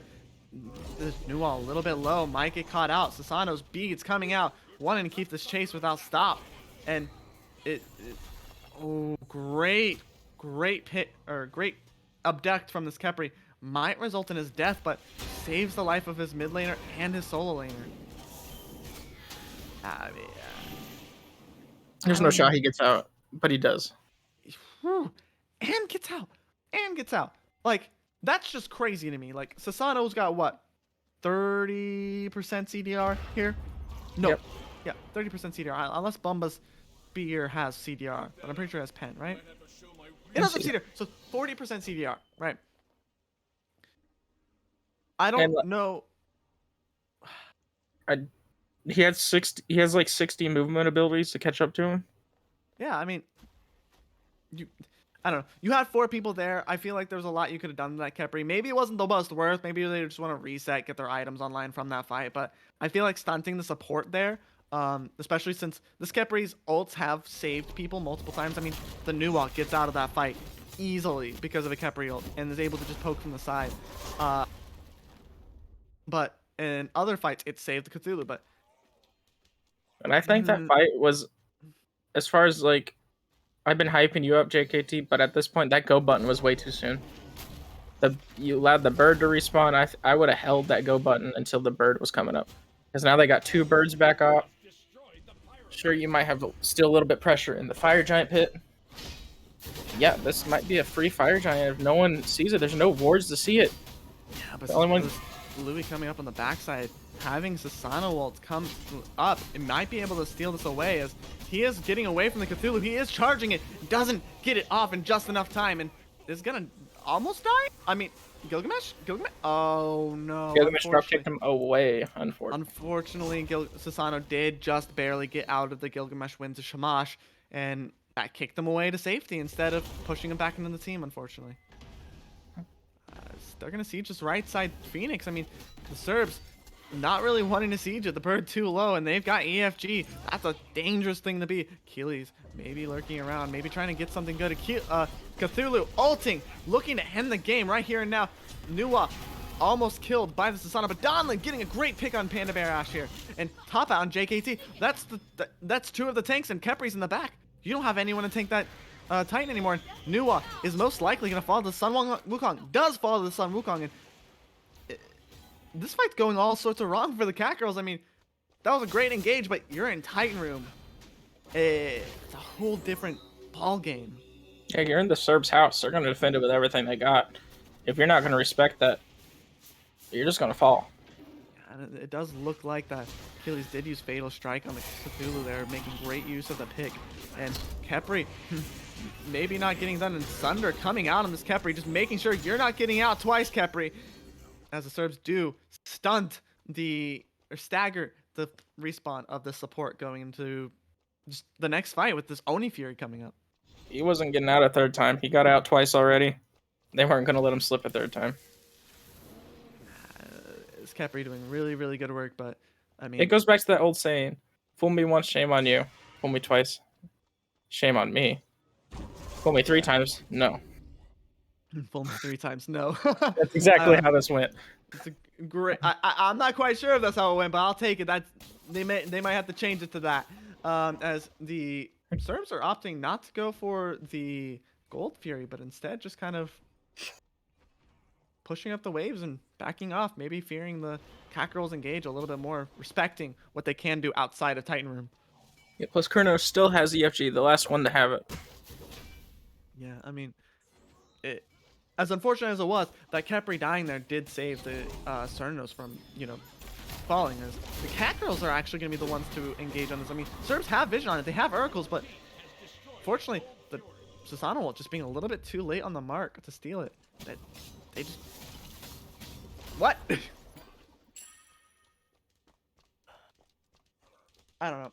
I feel like the Cerbs, you just won a huge fight. It's evening out. It's 37 minutes a game. Everyone's reaching up to their full 6-item slots and upgrades and level 20. I mean, there are a couple differences, like Louis on the Susanoo just now finishing his Heartseeker, Poseidon just finishing up Obsidian Shard. And sold his Doom Orb. I don't know if it's worth selling your Doom Orb, but until you finish up your items. But I mean, maybe not seeing the value in the Doom Orb and more wanting that shred on Cthulhu. I don't know. It's very interesting. As I think we see a the biggest fat finger of all time. Yeah, I'm about to say there's no way that JKT hit that intentionally. That is really unfortunate, especially if the Catgirls want to siege this left side Phoenix.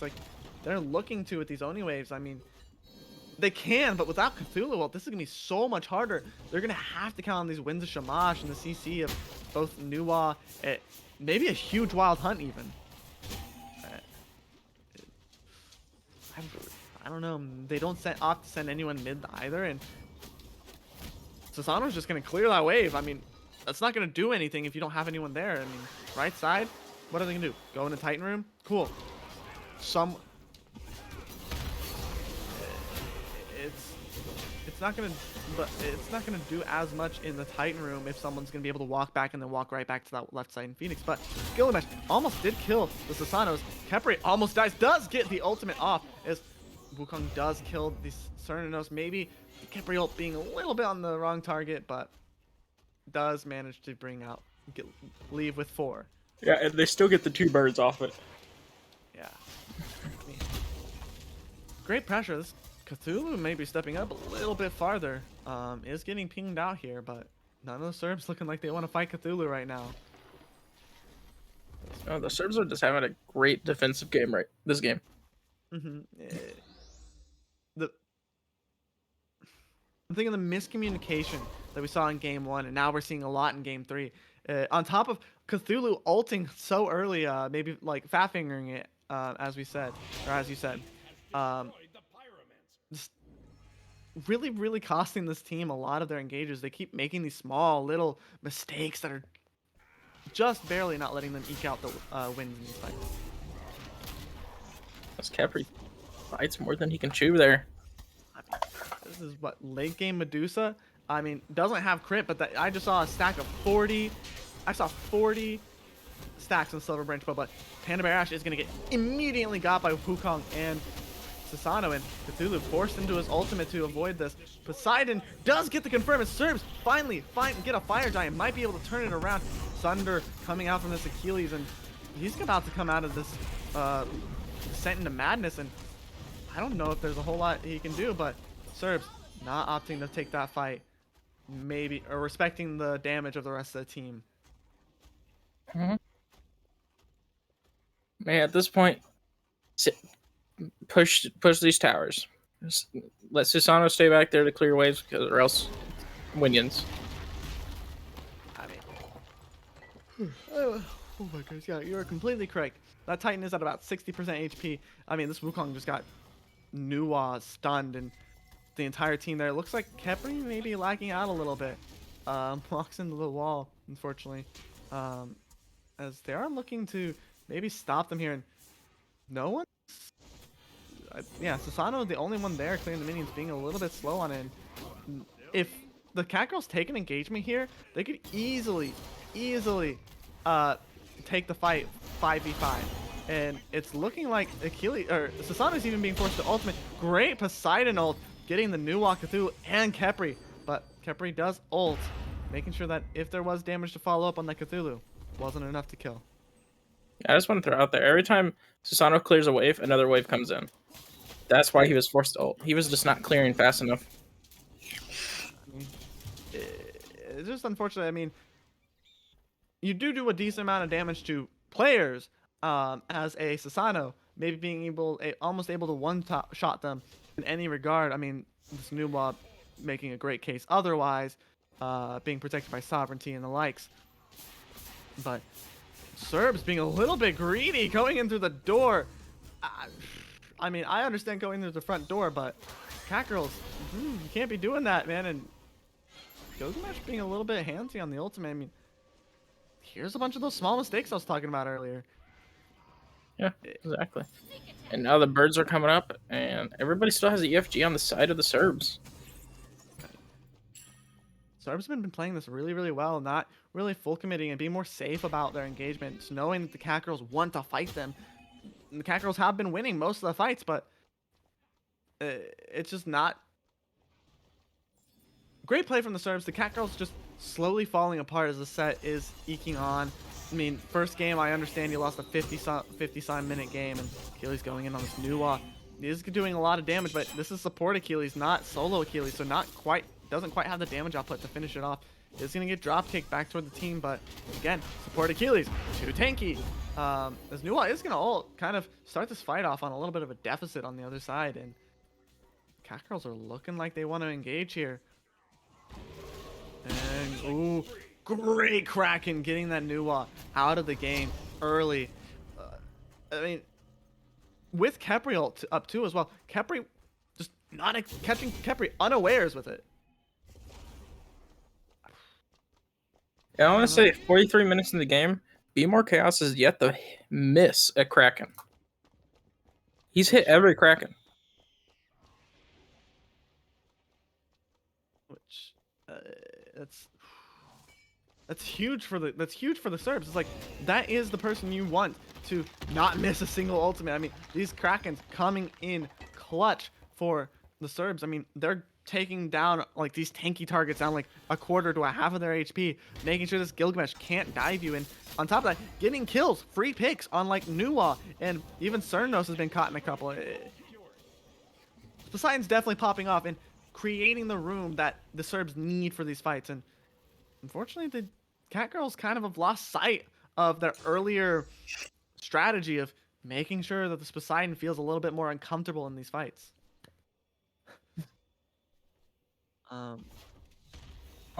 44 minutes into the game, Poseidon is yet to upgrade the rod. Oh no, Poseidon, I can't defend you like a defended cornball. You don't got another glyph, man. Oh goodness gracious. I mean, there it is, Calamitous Rod being picked up right there. I mean, I will give it to him here. He did sell Doom Orb to try and start another item. I'm not saying it's a good thing, but he has been at a bit of a deficit and maybe opting for those relics to be upgraded before needing the Calamitous. But Cerbs are getting good board pressure, good pressure on the objectives, but Wukong getting bursted down from just a Khepri abduct. I didn't even see him after he got abducted. I was wondering, I was like, oh, he's probably got health here. He's probably going to just ult out, but fortunately isn't able to ult out. The Cernanos popping off at the damage numbers. I mean, we were talking about Ross the first two games. I think this game we need to start talking about the Cernanos. Chaos tonight has been like constantly putting out the damage numbers, and Poseidon, or not Poseidon, Kepri getting this dirty bubble out of the Susano, allowing for a possible engagement, but Susano ult does peel him out.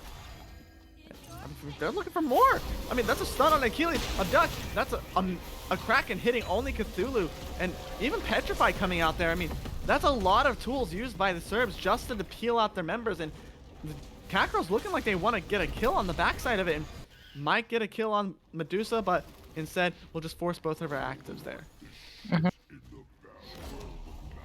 I mean, Catgirls looking strong, and it's... Yeah, but I think they're biting more than they can chew at this point. They're allowing them to reset. They should have just stopped fighting when they left the fire pit and just did fire. They forced them out. Yeah. I mean, you forced out Poseidon, you forced out Medusa. There's nothing else you need to fear. Them, I do agree that them chasing all the way up to that Phoenix line, maybe a little bit of a greedy decision. Susano maybe thinking he's going to burst down a Kepri a little bit faster than he thinks, but that's a Kepri. That ain't Nua. Wrong target, buddy. And Cerbs looking to start up this Fire Giant, forcing the Catgirls to get back here. And Cernanos lurking on the other side, maybe looking to use a Wild Hunt to confirm it himself. And Belt of Frenzy coming out on the Cerb side, maybe looking to burst this Cthulhu out as well. And Sana already back, and this is just a really, really strangely sided fight. Susano gonna proc that Kepri ult, so he can't use it on one of the squishies. Achilles is gonna get that execute, and Onlin's going to win the ADC battle. Fortunately, I think that might just be I think that's just the Catgirls having to leave. That's another Fire Giant for the Cerbs. Unless you know, Ross pops off again with the new ult. And Kepri, as Louis tries to, you know, lazy back, and Capri's looking for more. And he's like, I got one, I can get more. I mean, he's doing a lot. It's not enough. I mean, maybe he bites off a little bit more than Pikachu, but I think this Wukong is gonna get this new ult. This new ult a little bit out of position, cracking up as well. I didn't even see the new wall there. I don't even know where the new wall was. I just see him in gray screen. He got the kill on Achilles, but I don't think a support's worth 2 lives there. Maybe she got the Poseidon there, but unfortunately, I think Catgirls, again, biting off more than they can chew, as you said. I think if you're in that fight, you get new ult, you took out their ADC. More than likely, there's no way they're going to fight because the rest of the targets are low. Little bit of an overstay, I think, on the Catgirls, as well as a lazy back on Louis' part. I think just not respecting that Kepri is still a guard. Their base damage does exist in the game.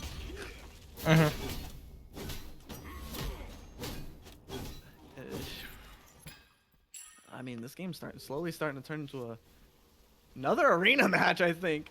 And yeah, these fights exactly. Just back and forth. And everybody finally getting all their relics upgraded, except for the Gilgamesh.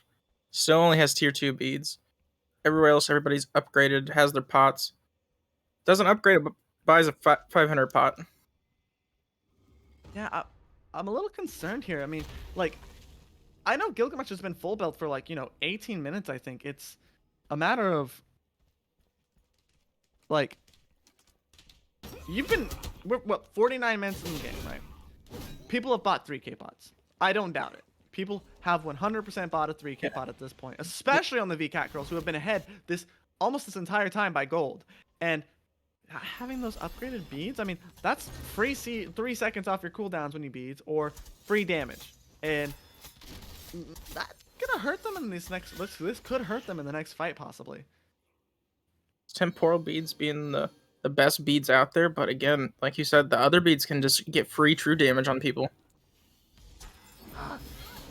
I will correct you there. I think it is magical damage now, which on that side, there's 3 people that don't have magic prots anyway.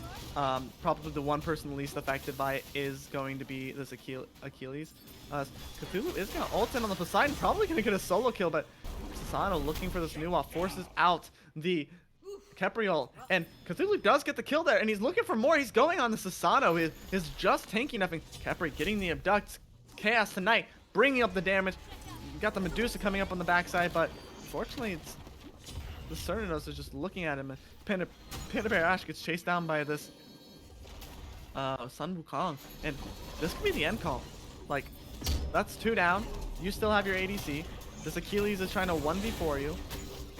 That is his mantle proc, so you don't have to worry about that. Pops the Belt of Frenzy, so there goes the defense. Like, I understand if you want to kill the Nuwa, but like, Plus, Cthulhu could back here too. He has TP up. There's enough wards. He could back, get full health, and go back into this fight. Yeah, I don't know. I'm just gonna say here, I don't know what Top Hat was expecting there. No ultimate, you Belt of Frenzy, you're still the support. You are still full damage, other than a runic shield. But it is looking like the Catgirls are gonna end here. I mean, Medusa and Wukong gonna put up a valiant defense, but I mean, you still have. Yeah, nope. There goes the Wukong and Medusa soon to follow. It's a game. Yeah, I mean, the Catgirls looking strong, like the good half of the game, and falling off, and then eventually coming back. I mean, I feel like that's just the Cerbs not respecting what the Catgirls can do. In that last fight, maybe getting a little bit over zealous for that Gilgamesh kill, especially because I think if Wukong was in that fight, it goes a completely different direction. But Catgirls win 2-0 or 2-1. Yeah, Nuwa out there with 81k damage. Ooh. I mean, their team was popping off. The only downside in this chart I see is PBA with just 9 wards, 51 minutes in the game. It needs to be in double digits at least for that long. But other than that, Catgirls did really good throughout that fight. Throughout that game, in my opinion, they had a lot of slip ups. They could have ended a lot sooner. But all in all, 3 games that were really, really good. Yeah, I mean, I'm just thinking, man. It's like if I'm the Catgirls, right? I'm looking at this game. I am super proud. That first game, 50-some minute game. To a lot of other teams, that's a mental breaker. But man, just come back and even going into another 50+ minute game and bringing out the set and getting the win. That's gotta feel good for the Catgirls, and probably feels really, really rough for the Cerbs, just knowing that you went through 2.5 hours of a set, and still with a lead in the start, and still managed to lose. I will say for the Cerbs, maybe think about more strategies that you might want to do. Maybe not commit to the 4 physical defense thing, or in my mind, and for the Catgirls, it's just maybe work on communication, because I know there was a lot of good plays throughout the set that would have went phenomenally for the Catgirls, maybe ending both those game 1 and game 3 a little bit earlier, maybe not even having a game 3 if they did in the first game. But because their first game was big communication errors. Yeah, which they brought back game 2 and kind of lost a little bit of footing in game 3. Yeah, I mean, it's a rough game, but great set, great plays from both sides. Definitely a very, very even fight, and was very, very definitely fun to watch. But that was the Cerbs versus the Catgirls. Catgirls are going to take that 2-1 and looking strong. But there it is. We're going, yeah, yeah. But thank you guys for joining us tonight. It's been a great deal of fun, and we will catch you on the next one, where we can see more action like this, hopefully. But yep. Peace. Yeah.